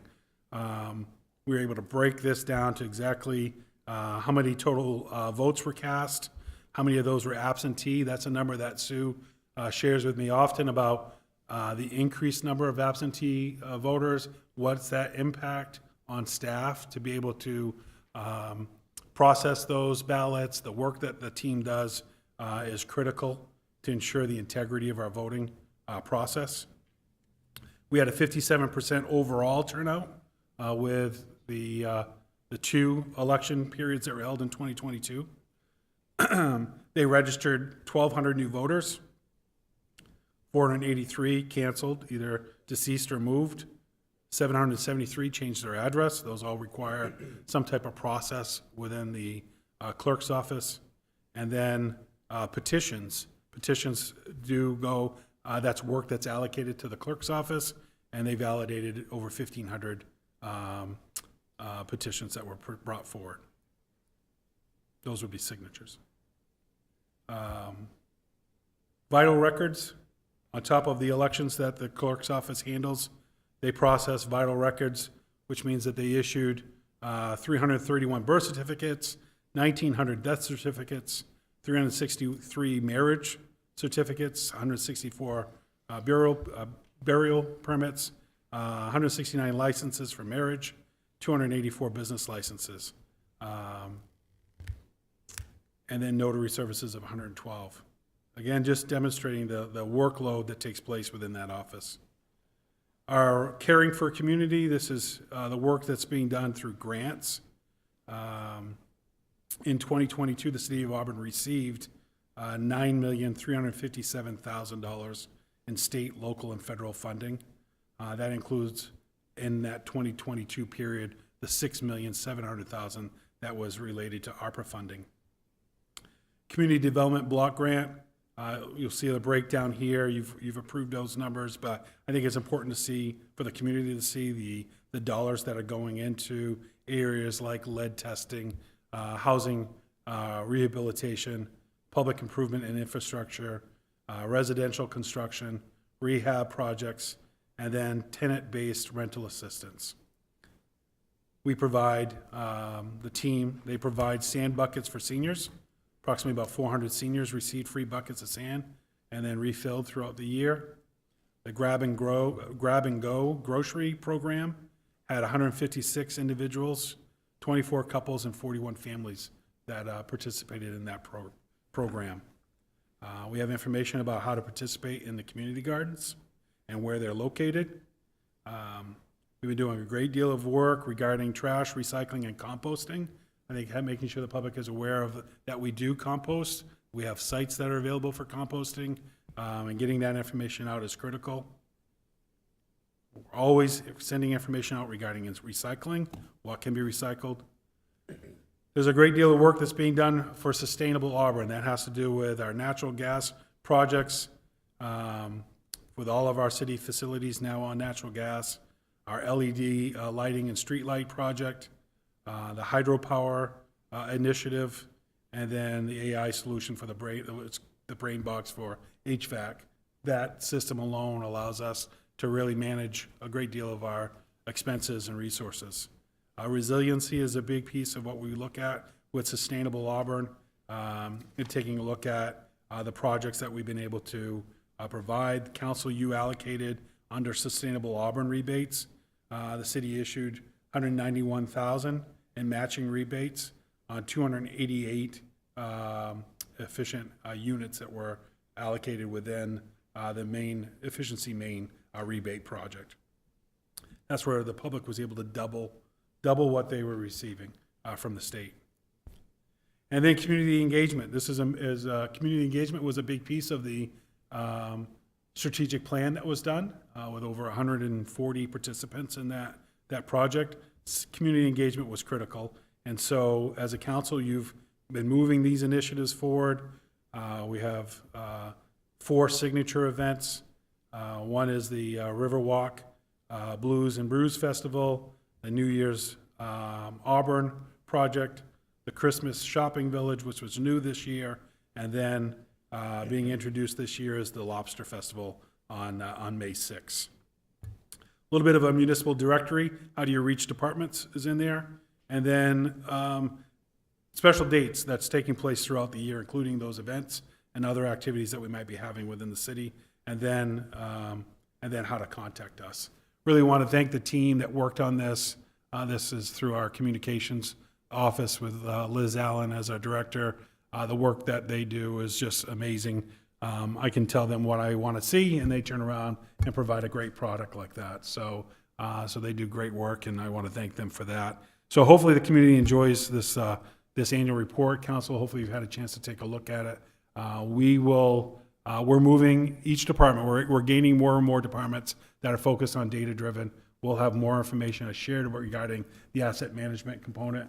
You'll be seeing that in the 2023 annual report. So a little preview of what's to come. Thank you, Mayor. No, thank you, Mr. Manager. This is a great report, very informative.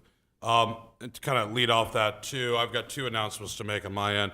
First, I just want to let everybody know that the Lobster Festival on May 6th at Festival Plaza is absolutely a go, and it's gaining a lot of momentum statewide. I'm happy to announce our media partner is News Center 6, who will have a live presence and a lot of other activities during the event, as well as commercials leading up to the event. So we're pretty happy to have them on board. I'd also like to announce just to the council and everybody in the public that it's a lobster festival with a philanthropic part, and that is to the Maine Lobstermen Association. As we all know, they've gone through some tough times. We want to try to raise money, so you'll see several things throughout the event in which will help raise money for the Maine Lobstermen's Association, one of which is a lobster buoy painting contest. Basically, you go to auburnlobsterfestival.com. You can see where you can actually buy a lobster buoy for $20, decorate it, bring it to the Lobster Festival, and it's an old-fashioned 50-50. We're going to draw a random winner. They'll get to keep 50% of the proceeds. 50% of the proceeds will go to the Maine Lobstermen Association. Your wonderful staff made this to kick this off for me today. Get Jim and get the camera to zoom. Don't zoom in that much, Jim. Just for the council, this is actually a real lobster buoy. Went down and purchased them from a lobster purveyor down in Portland. But that's the first one. So give you an idea, you can do whatever you want with these things. They're $20. You get to keep the buoy after the event. So please get out there, get online, order your buoy, decorate it, have fun, arts and crafts, pictures of whomever. So enjoy that. Pretty nice. Very talented staff you have. Yes, they are. A lot of funniness going on with them. There you go. Sit down. I also want to periodically we look at the strategic plan. We come up with some ideas over the weekend. The Sun Journal did a nice piece talking about the corner store initiative that you all proposed, and we got rolled out, and it's having some great effect. One of the strategic plan initiatives was to have sustainable and attainable healthy food access to all residents, regardless of income or geography. The corner store is part of that process, but there's more. One of the things I'd like to propose with you tonight, and I'm just going to mention it now, and I've talked to staff about this, they want some time to rework this before our next meeting, is basically a way to spur more or better access to sustainable food options. One is a working number, $25,000 American Recovery Protection Act allotment from our fund to go and fund backyard gardens or front yard gardens. Basically, same concept as Sustainability Auburn, which we just saw has had a resounding success. This would allow up to $200 in credit for every Auburn household in order to buy gardening supplies, seeds, raised bed, soil amendments, 5 chickens, some chicken wire, whatever they want that's consumable or will lay something that's consumable and eventually be consumable themselves. So bringing all that together, it's a program that will allow everyone in Auburn, or as many people want to participate, to actually grow healthy foods within their neighborhood and then start using that food and bartering it with their neighbor for what they might be growing. This could be 3 tomato plants on a front porch at 3rd Street. This could be 4 raised beds over on Davis Avenue. Okay, so there's a lot of different thought that can go in here, and please think about it. The second component of this really dovetails nicely with the Neighborhood Corner Store program. One of our goals is to boost entrepreneurship as a city. It's also a strategic goal. As well as if we're going to have stores, ideally you want a complete food ecosystem in which those stores can source locally produce goods. So what I'm proposing is a $5,000 forgivable loan, otherwise known as a grant, for commercial farm startups, 10 of them. That way, if someone, for only new farms that have not yet started, they come on board, they get the rototiller, they're tilling over an acre of land, they're planting whatever they want to plant, whatever the markets, can bear, if you would, chickens, whatever is consumable, same kind of conditions as your neighborhood farm, okay? Your backyard garden, I should say. We still have some details to work out there, but ideally, this will generate farms, commercial farms. And that's kind of what we want in the city, of course. We have a dearth of those. I will ask the Sustainability and Natural Resource Board to come up with some ideas on how to support these new opportunities, promote this project, and help farming actually become a reality again in the city. So just want to give you an update on that, and they're still coming together. If you have any ideas or want to talk about this, please, let's do that. Let's get this out to staff so they can draw them so they can put some meat on the bone, so to speak. Okay? So that's communications. We're going to move on to the first public session of the evening. Anybody in the public is allowed to speak on any topic that's not on tonight's agenda. Please step up to the microphone, give us your podium, give us your name and address, and if you could limit your comments to 3 minutes. No one wants to speak. I'll close the first open session of the night. Okay, I'm going to move the schedule around just a little bit to be considerate of our school board staff that are here today, or school department staff. So what I'm going to do is I'm going to take, under new business, we're going to take order number 3, which is out of turn, and we're going to hear that first. This is order 33-03-202023, which is approving $4,598,331 of additional cost for environmental remediation of the new high school project and authorizing general obligation bonds and a tax levy therefore. This is a first reading. A public hearing and a second reading are scheduled for the April 3rd meeting. Do I have a motion? Motion to approve. Second. Motion, Councilor Walker. I got a second from Councilor Whiting. I'll open this up to the public for comment. Is there anybody that would like to comment on this? This was explained pretty well detailed in our workshop this evening. None being? Okay. Just like to remind anybody who might be tuning in or in the audience that wasn't at the workshop, before we open this up to council debate, that this was we worked this out together with the governor's office, the superintendent, myself, Mr. Anir, as well as the Commissioner of Education. This does not obligate any increased tax dollars, financial obligation of the residents of Auburn. This is completely being borne by the state for the reimbursement. Though the way the bonding does work and the law works, we do have to approve this and get this on the ballot for the residents to approve in the June election as well. Okay, because we'll hold the bond, though it will be reimbursed by the state for the full amount. Are there any questions or debate on this? Councilor Whiting. Just a comment. When Webster School was renovated, we encountered PCBs, and it was quite an additional expense. I don't remember the exact amount, but it may have been several $100,000. And my understanding was there was no mistake made by anybody. The PCBs were added to paint as a fire retardant, and that may be the same thing at the Edward Little, I'm not sure. But, back many years ago, people thought that those were a favorable thing to do. So it's unfortunate, but, they were found to be toxic chemicals, so we have to do this. Yeah. And this is obviously, this is a problem that's happening around the state. Is there any other comment? No? I'll ask for a vote of this. I'll ask for a vote of this time then. Roll call vote, please. Counselor Morin? Yes. Counselor Walker? Yes. Counselor Staples? Yes. Counselor Gary? Yes. Counselor Whiting? Yes? Counselor Hawes? Yes. And Counselor Milks? Yes. Passes unanimously, 7-0.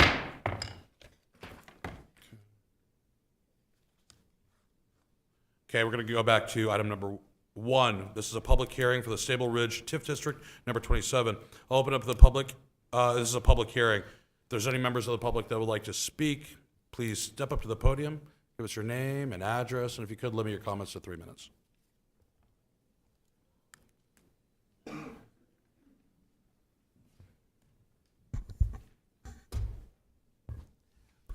My name is John Cleveland. I live at 183 Davis Avenue in Auburn. I want to first of all say that I want to speak to the tax increment finance piece of this, where money is taken and set aside for specific projects. It's a 100% tax increment financing. There is some great merit to it. And you can save some money on your school aid and as well as your revenue sharing. So there's some reasons to do that.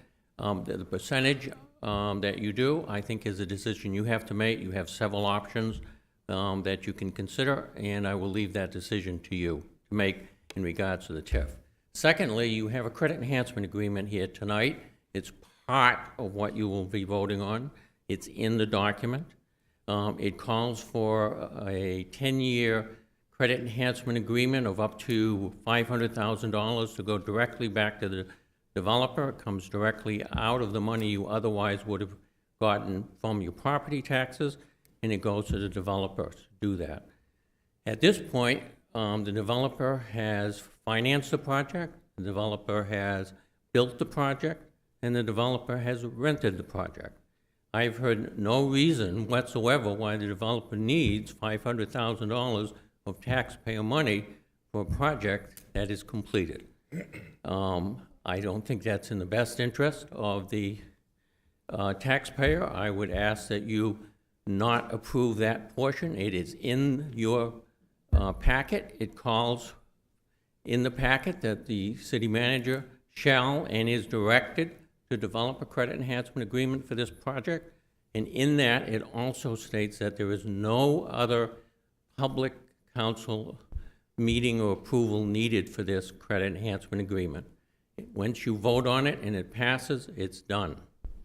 And I would ask that there is no justification for it and that it be removed.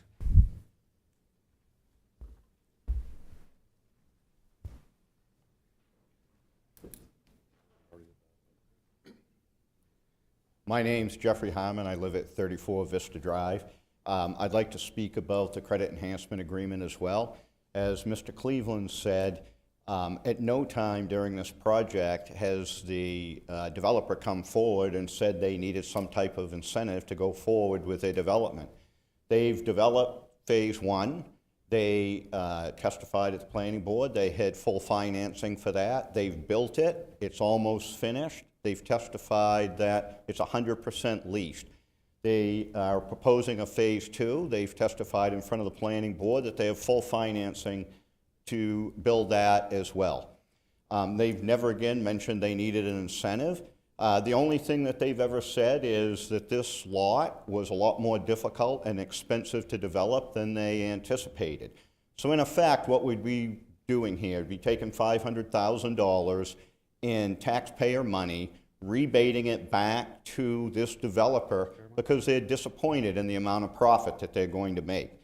They're going to build this and move forward whether they get the $500,000 or not. And this is not a good use, and there's no community benefit in expending this money in a rebate to the developer. Thank you.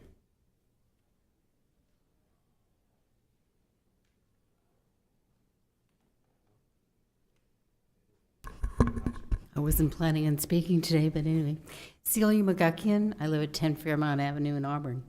The only comment I have is that I remember a news article that said that 5 officers, police officers, went across the river to Lewiston, and we lost those people because of budget.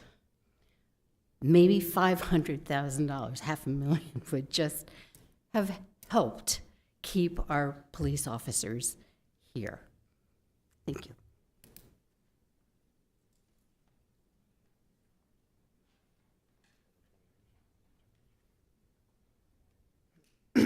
Hi, I'm Ryan Smith. I live at 14 Weaver Street. So the TIF on its face, I actually don't have much issue with. Like many other citizens, I reiterate what they said about the credit enhancement agreement. As a taxpayer, I really don't think it's our issue to pay for someone who can't estimate or manage a site properly. And even so, the pump station has already been taken over by the Auburn Water District, so ratepayers are paying for that pump station right now anyways. So it just seems like way too much corporate welfare for us to take on a $500,000 burden also. But I'd also like to just tell the council here too, I believe those numbers that you saw were based on phase 2 being approved and built. However, it was just denied at planning board. So when you assume these numbers, you can assume about half if it's denied yet again, which it most likely will be, because they cannot meet all the site plan review applications that are outlined in our ordinances.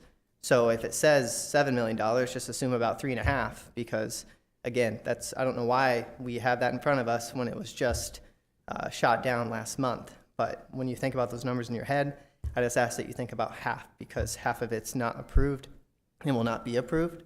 I'd also just like to take a slight issue with the TIF and saying that if it's for reconstruction of Court Street, this development caused that in the first place.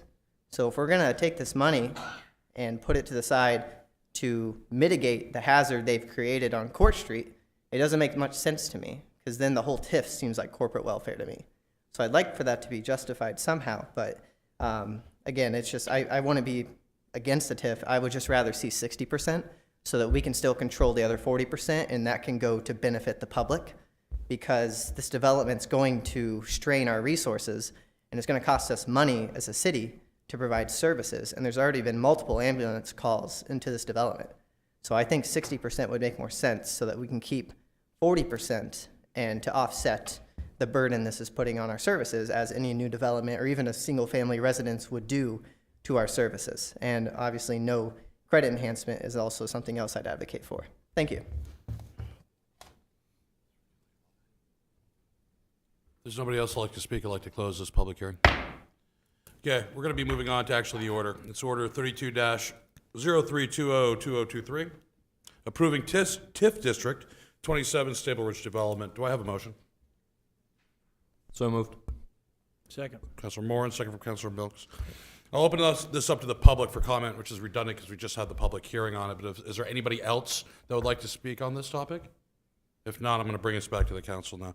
The council, I mean, we just spent quite a long time, thank you, Mr. Holmes, talking about the math on TIF, as well as the credit enhancement agreement. We're hearing a lot. I would just like to caution the council that you're here is conjecture from the public. That's not necessarily founded in fact. And that's what we're here to do, is finding a fact and information that will actually help make us do smart things. So I just want to caution that one. If there's any questions that you have, let's please address it to staff. Any questions on this, Councilor? Sure. Excuse me. So inside of the TIF, there's a section that discusses the projects that could be funded by the TIF, and the total of those projects is $3.39 million. Looking in the discussion that we had in the first half of this meeting, we discussed several different options for how we could do this TIF. If we were to put more money than $3.39 million, what do we do with the rest of that money, as far as how do we allocate those dollars if the projects aren't listed in this list right here? So any funds that come in excess of what is in the budget document, the way it's laid out currently, would be able to be spent within the same area based on those project types. So if you notice, there's some language there in regard to where it's referring to different parts of the statute. And basically, as long as it stays within that. As we discussed, 15% of that for public safety, which is allowed. 250,000 is a much smaller number. So in excess money would come in. It could be put towards that, up to that 15%. Now, another question that I had was, so in general for this TIF, the one thing that keeps sticking in my mind is that if we were to do this TIF, we would be using money for the TIF district and directing it away from the general fund. The one thing that throughout the last year of the city council's meetings, we've been very clear about, if we want to reduce taxes, we have to increase valuation in the city. This TIF would not do that. It would not increase valuation in the city because, well, it would take funds, divert it from the general fund to a TIF district, and therefore it wouldn't be reducing the taxes like we said development needs to do. So is there any way that we can take any of that money and divert it towards general fund for tax relief? I think there's several questions, if I could, just to help. A, can you answer, does this increase the value of the city? The value of the city goes up. It simply shelters the value from being seen by the county or the state for revenue sharing. So the value does go up and we do collect more taxes. I think the second question, if you could, Sure, so that we collect more taxes, but in essence, the only taxes from this parcel that go to the general fund are the taxes on the original 250 valuation before the Stable Ridge Correct. development. The land value that was there prior to the project, that money, so there, that originally I think was around 220 or 30. It's gone up some, but that would always still go there. But anything above what it was last April 1st would be what would you consider the additional value. And so therefore, as far as the money going to the general fund, I mean, I can't speak to the manager's budget. I can't speak to in the way in which things are done, but there is a lot of things that need to be done in that area that would be paid for that would normally be paid out of the general fund, maybe not in the same time schedule, the same scenarios, but I believe that you would wind up not having to spend that. So, I mean, if you're doing roads in that area, it's like adding to the pavement budget for the city. displacement. Sure. So the one thing, I mean, in the workshop, the city manager did say that there was nothing in this TIF district that would help this year in the tax burden for the residents. So the one thing that, I mean, I get the idea of putting this in a TIF district. I understand it. It makes sense to me. But what I keep going back to is that when I do a budget for my family, I make a list of needs and I make a list of wants. The things that we're going to do in this TIF district are wants in a lot of respects. And to me, taking that money and shifting them from needs to wants isn't helping the city's budget that we're going to have some pretty hard discussions on over the next couple of months. So that to me is difficult. Great questions, Councilor. I think it's important to take a look, and it is a lot of moving parts when you take a look at this. Remember that we have TIF districts that are coming off as new TIF districts are coming on. Those funds, we have some consistent costs within the manager's budget, as Glenn was talking about, that are paid for out of TIF funding. If we don't find a way to replace those funds as other TIFs come off, then that shifts to your general fund. So that will take place. So we do need to backfill some of those projects. We had some large projects. If you go back and look 15, maybe even 20 years ago, when you take a look at the mall projects, some of the initiatives that took place there, Procter & Gamble, those were large projects that will be coming off. And unless we're replacing those, we'll have a deficit. And that deficit is only when we take a look at the section with here of their administrative costs and economic development programs. Those deficits would then have to shift to general fund. So that's, if you're not replacing that, that is what will take place with that. I'd love to see that list. I'm tempted to table this until we see that list. I mean, we've provided the list before. We'll provide it again. We have all the TIFs. They're listed out. Jill, I even think they're on the website. But if you go back through some other documents. The CAFR. Yeah, they're in the CAFR. So, but, you know, we'll continue to make those available. You can take a look at them. So that's the piece that I would caution on. The other piece that I mentioned sorry, I have something with my throat tonight.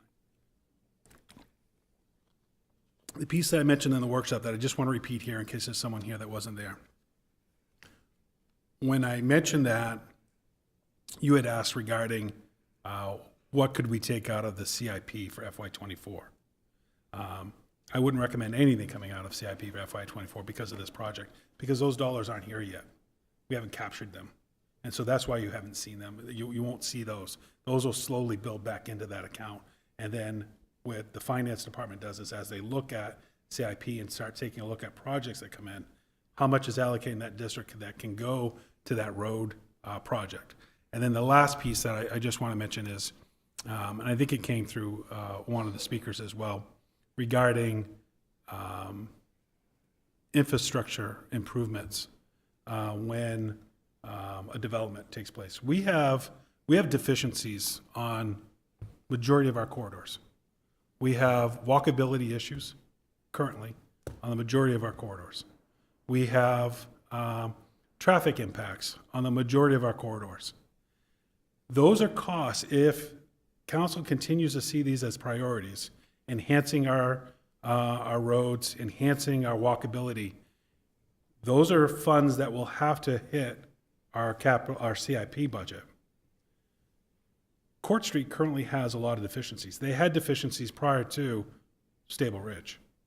The lane coming off from Park Avenue, the turning, the right turning, there is no right turning lane coming off Park Avenue. You're backing people up if they want to take that left. That's a deficiency within that road.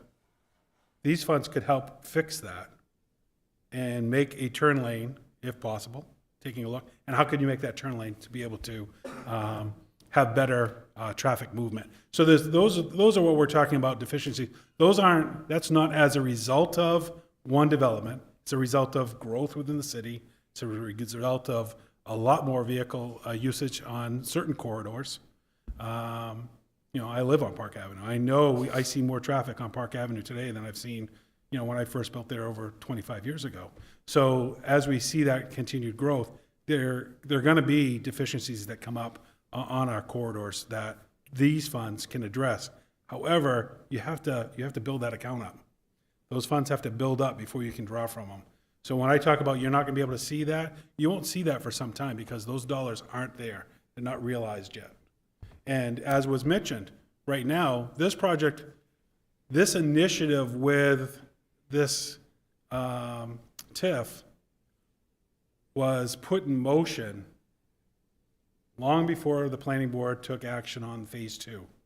The dollar amounts that was presented had already started the process with the attorneys in drafting this on what a build-out will be. It's important to capture everything.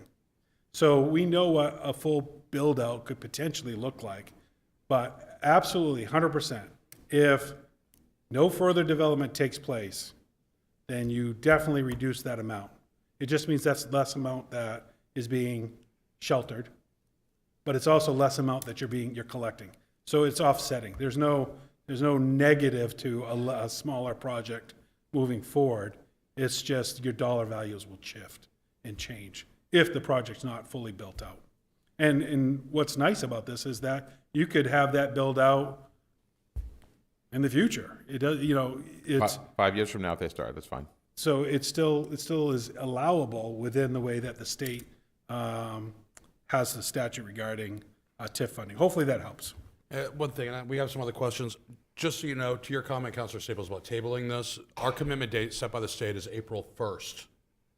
So it's important that we meet that April 1st commitment deadline, or this is pretty much a moot point. Councilor Whiting, then Councilor Milks. First, a comment that the superintendent of schools informed us a couple hours ago that they're losing, I think it's 1.8 million due to the market adjustment. No, not always. It's 1.1 total.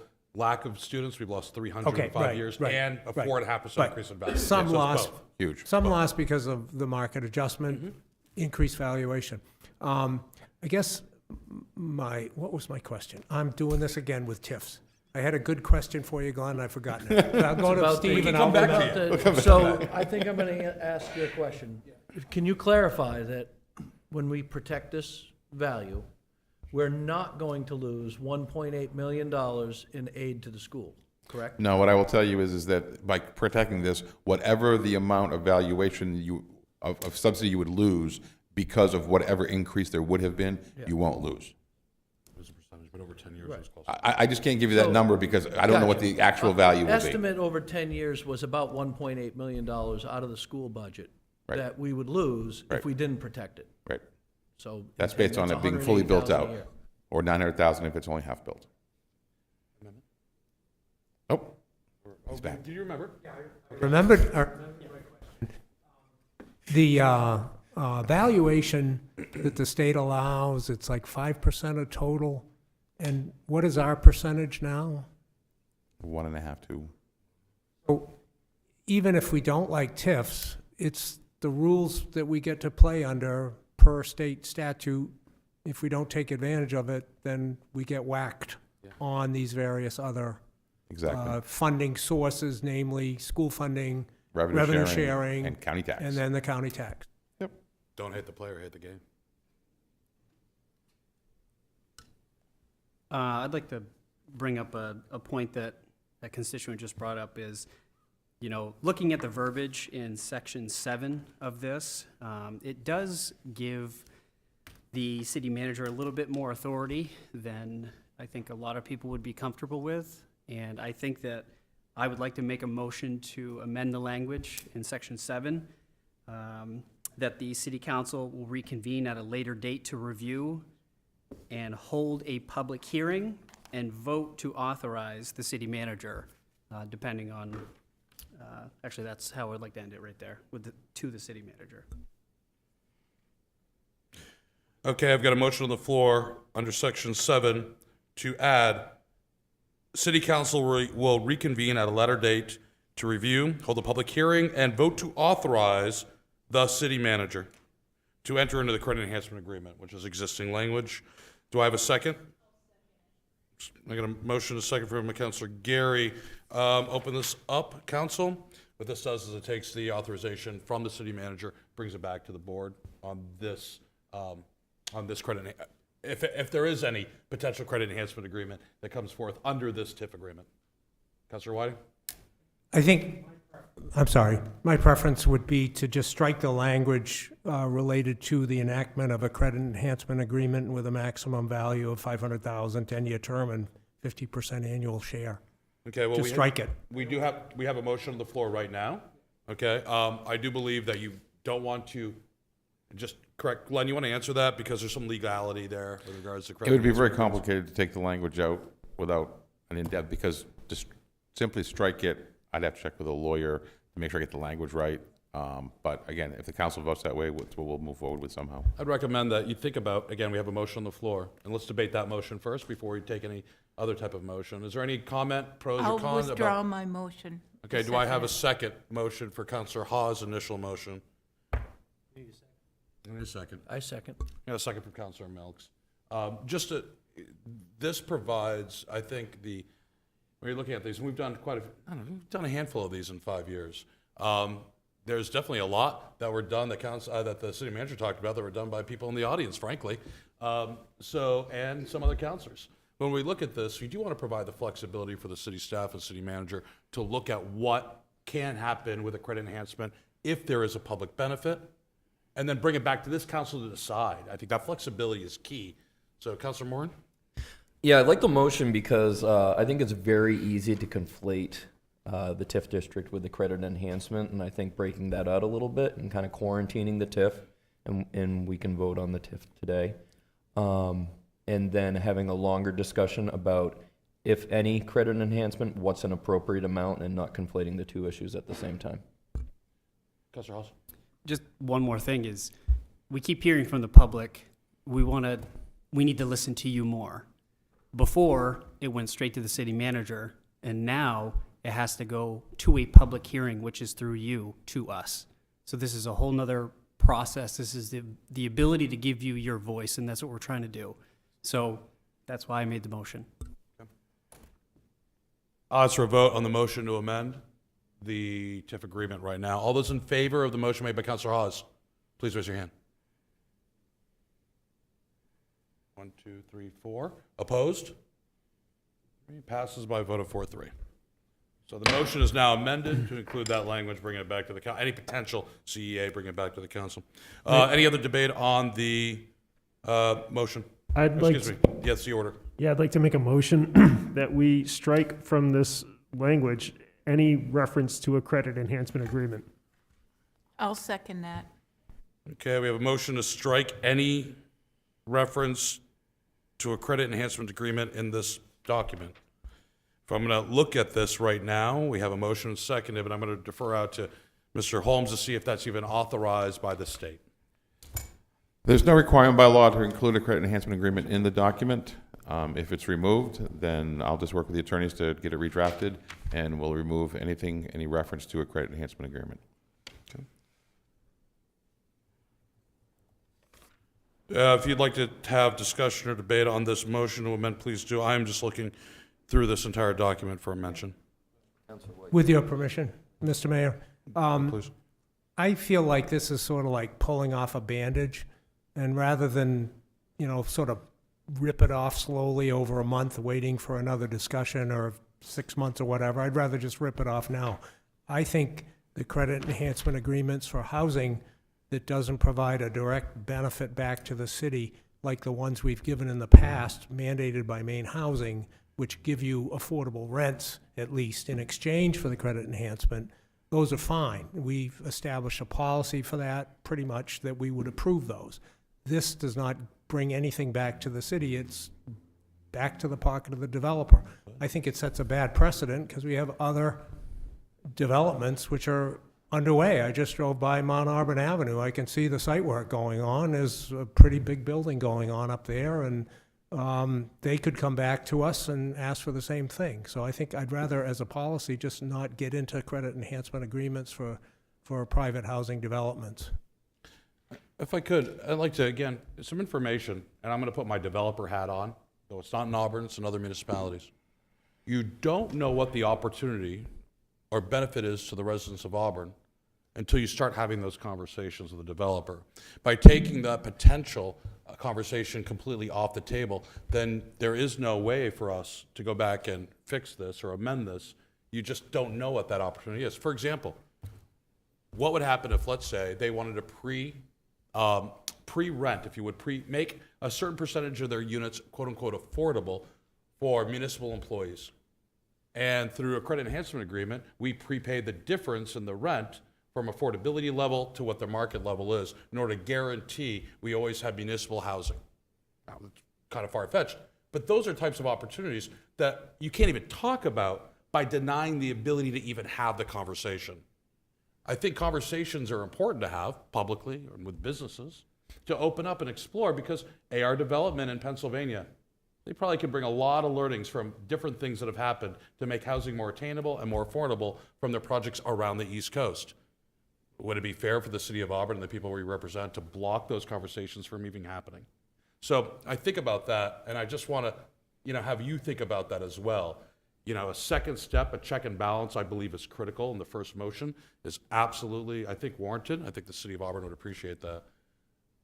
But don't close, please consider the negative effects of closing yourselves off to opportunities yet imagined or potential yet even thought of. So I'll say that. Is there any other debate on the motion before we ask for a vote? Yeah, just to reply to that, I think that what is awfully unusual about this TIF to me and is that it's coming to us a year after the development started. Those types of things, what you just said is an interesting idea, and I'd like to see that type of thing happen when the project goes to the planning board, right? And then it makes it a much easier discussion for us to come back and say the TIF is warranted and that type of thing. I like that idea, but that's not what we're seeing here. What I'm seeing here is $500,000 to go to the developer, and I'd love to see city staff tell us, exactly what those funds are going to be used for, and make that information public. But I don't know if that's possible. Just for clarification, Mr. Mayor, I think it's important to use the words that's in the language. So it's up to $500,000. It's just, because if the public hears that, it's just an automatic, it's $500,000. I just want to make sure that that's pointed out. I apologize, because I actually misspoke about the policy. I don't think the city council set a policy on these affordable housing developments. I think they dealt with them on a case-by-case basis. So that's not actually true. And if in fact, the city government is willing to work with developers to gain a benefit back from a credit enhancement agreement, then that's a different story. And so, for example, I think they may have done this in San Francisco, did some housing for municipal employees because it's so ungodly expensive there. So there could be opportunities there. So I agree with you on that issue. You don't want to foreclose and just have a blanket policy. But in terms of a thought process, I would like to see something where, yes, we're getting something back of benefit to the taxpayers for TIFs, that same thing should happen with the credit enhancement agreement. Well, at least we'll be able to vote on it going forward. Well, I was just going to say, if we were to pass this motion, we can't even have the conversations. They're not even going to be talked about at all. So any opportunity that's out there is completely negated immediately. So conversations is good. We should leave them in there. And if they come up, they come up. If they don't, they don't. this point, I'm going to ask for a vote. We have a motion on the floor to amend the order, which is eliminating any mention of credit enhancement agreements within the TIF. All those in favor of the motion to amend, please raise your hand. All those opposed? The motion fails. Now, we do have an order that's been amended, okay, which now brings any potential CEA up to $500,000 back to the City Council for deliberation, public hearing, and then vote. Is there any comments or debate on that? If not, I'm going to ask for a vote. I'm sorry? Are you talking about the motion that Councilor Hawes made? We already did that. No, that's already been approved. No, this is original order as amended by Councilor Hawes' motion. Sorry, That's okay. Thank you. No, sometimes you got to keep it straight. You keep me straight more often than not. I'm going to ask for a roll call vote at this time.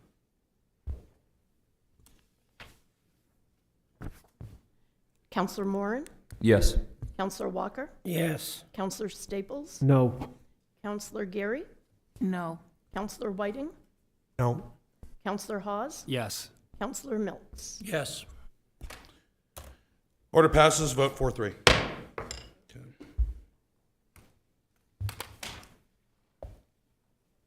Okay. Next, order 34-03202023, authorizing the city manager to execute the collective bargaining agreement with the Fraternal Order of Police Union, Command Division, effective 07/01/2023. Do I have a motion? Motion to approve. Second. Motion, Councilor Walker, second from Councilor Moran. I'll open this up to the public for comment. Are there any members of the public that would like to speak? Please step up to the podium. None being, I'll bring it back to the council. Council debate. Okay. I'm going to ask for a vote. All those in favor? Opposed? Abstained? None being, passes 7-0. Next is order 35-032023. Authorizing the city manager to execute the collective bargaining agreement with the Fraternal Order of Police Union Patrol Division, effective 07/01/2023. Do I have a motion? Motion to move. Second. Motion, Councilor Walker, second from Councilor Moran. Open this up to the public. Anybody from the public like to speak? None being, I'll bring it back to the council debate. Seeing none, ask for vote. All those in favor? Opposed? None being, passes 7-0. Okay, the last open session of the night. Members of the public are invited to speak to the council about any issue directly related to city business, which is not on tonight's agenda. Please step up to the podium, give us your name and address, and if you could, limit your comments to 3 minutes. I don't know. Could be. If you're in the public and you'd like to speak, go for it. Yes, I am, yeah. My name's Fred Stone. I live in 169 Royal River Road, Auburn. And I'm trying to build a small campground on my property. And all I can say is that the reason I want to do that is so I can pay the taxes, because the taxes are so high now that I'm on Social Security, and if I'm trying to find a way to stay in my house where I've been for 35 years, paying taxes to the state and the city and the U.S. government, and I just want to stay there, and the only way I can do that is generate some revenue. And I have a plan right here, preliminary plan, and I just want to say that the zoning, I'm in the ag zone. It's accepted use for the ag zone, and all I want to say is that strict zoning works for me, would work, but if it changes and if all the ag zone becomes residential, this campground is not going to work, and I'm going to have to sell my house and move. That's the only alternative, because I won't be able to pay the taxes if they go up anymore. I mean, I went from paying, I think $5,600 a year to almost $7,000 a year now. And on Social Security, my wages don't go up at all. I don't get raises. It's just, that's all I want to say. So I guess it's probably the next meeting, but I figured I better speak now, because probably the next meeting, there won't be any opportunity to speak. There'll be so many people when they have that planning board meeting. I'm sure there's going to be a lot of people there. A lot of people concerned about changes in zoning, as I am. That's all I got to say. If somebody wants to look at the plans, I got them right here. Thank you, thank you. And just to clarify for the council, that order that the council sent to planning board does not change the zone from agricultural resource protection to anything else. It just eliminates the income level that's required in order to build something in the ag land. Everything else stays the same. I guess I was a little misinformed. Don't worry, it seems to be going around, pretty catchy right now. Yes. Is there anybody else from the public that would like to speak? Okay, none being, we'll close the last open session of the night. Going on reports, we've got mayor's report. It's all about budget season. I've got a school board meeting every single Wednesday, plus curriculum and everything else, just until it's over. And I've got legislative meetings. I'll be up lobbying against some absolutely ridiculous harebrained bills from the legislature on Thursday and pretty much all of the week after. I will be going to Washington, D.C. to to work with our delegation along with the city manager. Tuesday, make the rounds on Capitol Hill, talk about what's important to Auburn. Those have been very successful trips I've made in the past, and hopefully now the city manager will be joining me, we'll have another successful trip this year. So that's my report. Council reports, start off to the left this time. I just wanted to say that I did represent the city at the opening to the new LA Arts on Lisbon Street back in February. It was a great event, and the city was well represented by city staff as well. So it was a good job. Thank you, Mr. Mayor. I'd like to just announce that last Friday for St. Patty's Day, the age-friendly group got together and decided they wanted to put on a big dinner for people that could come to the senior center and enjoy their dinner with us. We did that, and mostly senior citizens are the ones that join us on them dinners, and we had 140 people show up. And I just want you to know that Age Friendly's been trying to do a lot of things for the past 2 or 3 years. And these are one of the things that we do. We put on some, I think, fantastic dinners, and we try to make it known through the city by using flyers and using Liz to put it out so people know we're doing this. So I would suggest that, especially the senior citizens, keep their eyes open so that when you see something from Age Friendly, it may be something that you can afford to come to at a very low price and, enjoy yourself and get to meet a lot of new friends. Another thing that Age Friendly is doing, working with the also Auburn General Assistance Department, is we decided we wanted to try to help out some of our needy people within this city. Well, March 25th, we are going to be at the Senior Center at Pettingill Park from 12 to 2. And what we've actually done is we have got a lot of people to go out and buy clothing, and most of it is warm clothing because we're still into some pretty cold nights and days. But we'd like you to come to Pettingill Park, the Senior Center, 12 to 2 Saturday. That's this Saturday coming. And if you feel you need some clothing or something, you're welcome to come in there and look at what we have to offer. Many people have donated money to buy brand new stuff. There is going to be a lot of nice new sweatshirts, coats, socks, and stuff like that. Anyways, you're welcome to come there. People that have had stuff hanging in their closet, which is in real good shape, will also be there to be taken if that's what you would like to take. Everything is going to be safe. You don't have to worry about, bugs going home with you or stuff like that. This stuff is all going to be really nice stuff. If not new, it'll be very close to being brand new for you. I guess, again, the Age Friendly group has been around now for 3 years, and we volunteer to do these types of things. No one pays us. We're a committee of about 11 of us, I think, that are always thinking up ideas of what we can do. We think of things that are used for safety in the city. We come to the city manager with projects that we like to do, and we try to work within the lines that we belong in. We try not to overstep our boundaries. but the age-friendly group meets quite often, every month. And then also, the age-friendly is putting on a movie tomorrow from 1 to 3, and I don't remember the name of the movie at this point, but it's free to the people. If you want to come, you can donate $1 if you'd like to donate $1. And if you don't want to donate anything, the movie is 100% free to you.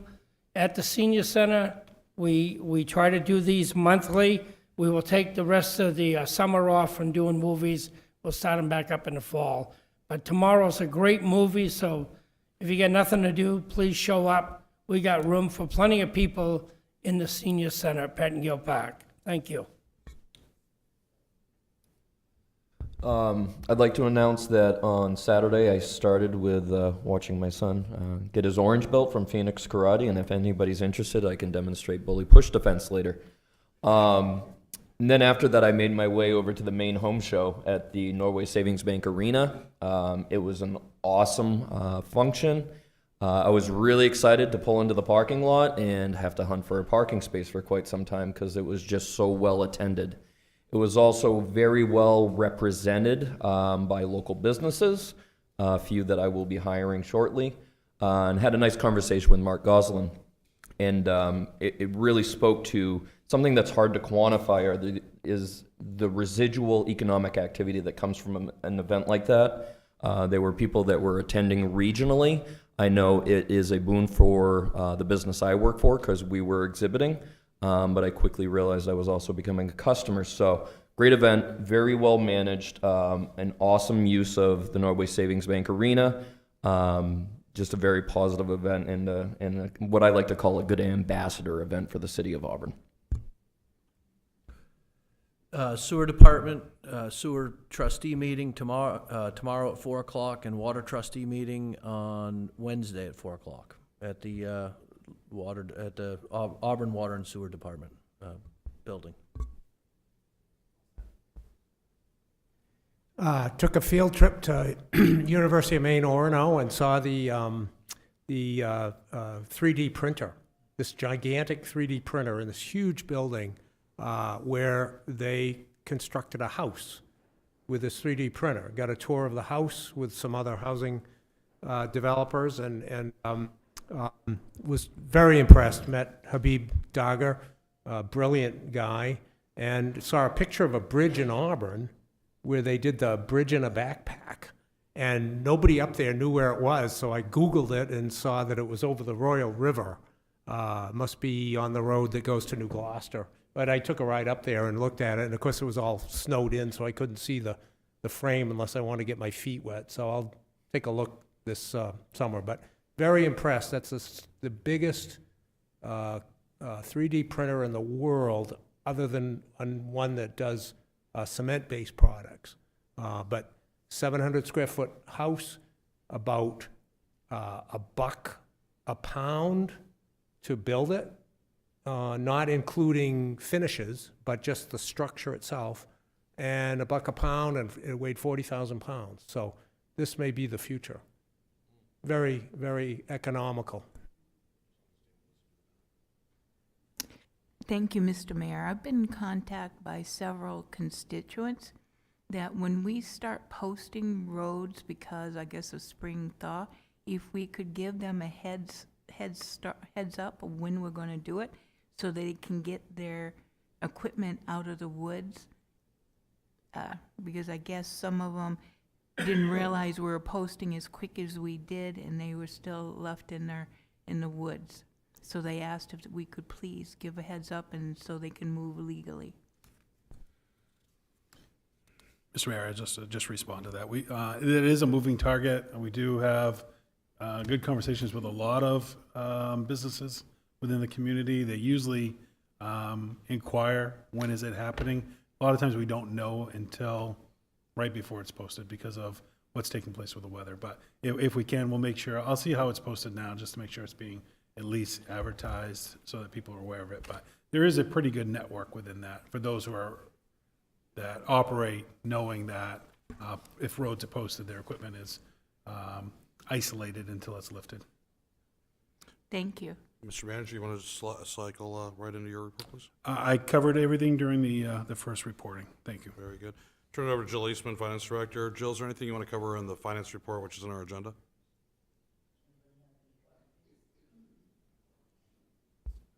If anybody has questions, I'd be glad to try to answer them.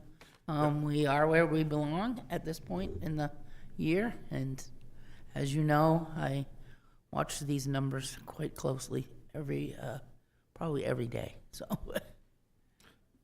Very good. At this time, I'm going to entertain a motion to accept and place on file.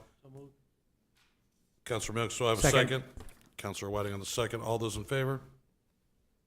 Opposed? None being. Passes 7-0. Next, we have 3 executive sessions, none of which have action to follow, so we will be adjourning directly post-executive session. There's been a change to that. There is no longer. On the first one, there is no action. You thought you got me, but you didn't. So, we have an executive session, economic development, pursuant to 1 MRSA Section 405-6C, which premature disclosure would prejudice the competitive or bargaining position of the city. Do I have a motion? So moved. Second. Councilor, Staples-Moore. Thank you very much. All those in favor? Very good. We now stand in executive session. 6-0. Make these. I wanted to put Jill on the spot. I wanted to be like, yeah, Jill, I have one question. What do you think of the TIF? See you, Bob. Take care, Bob. I wasn't going to do that to her, though.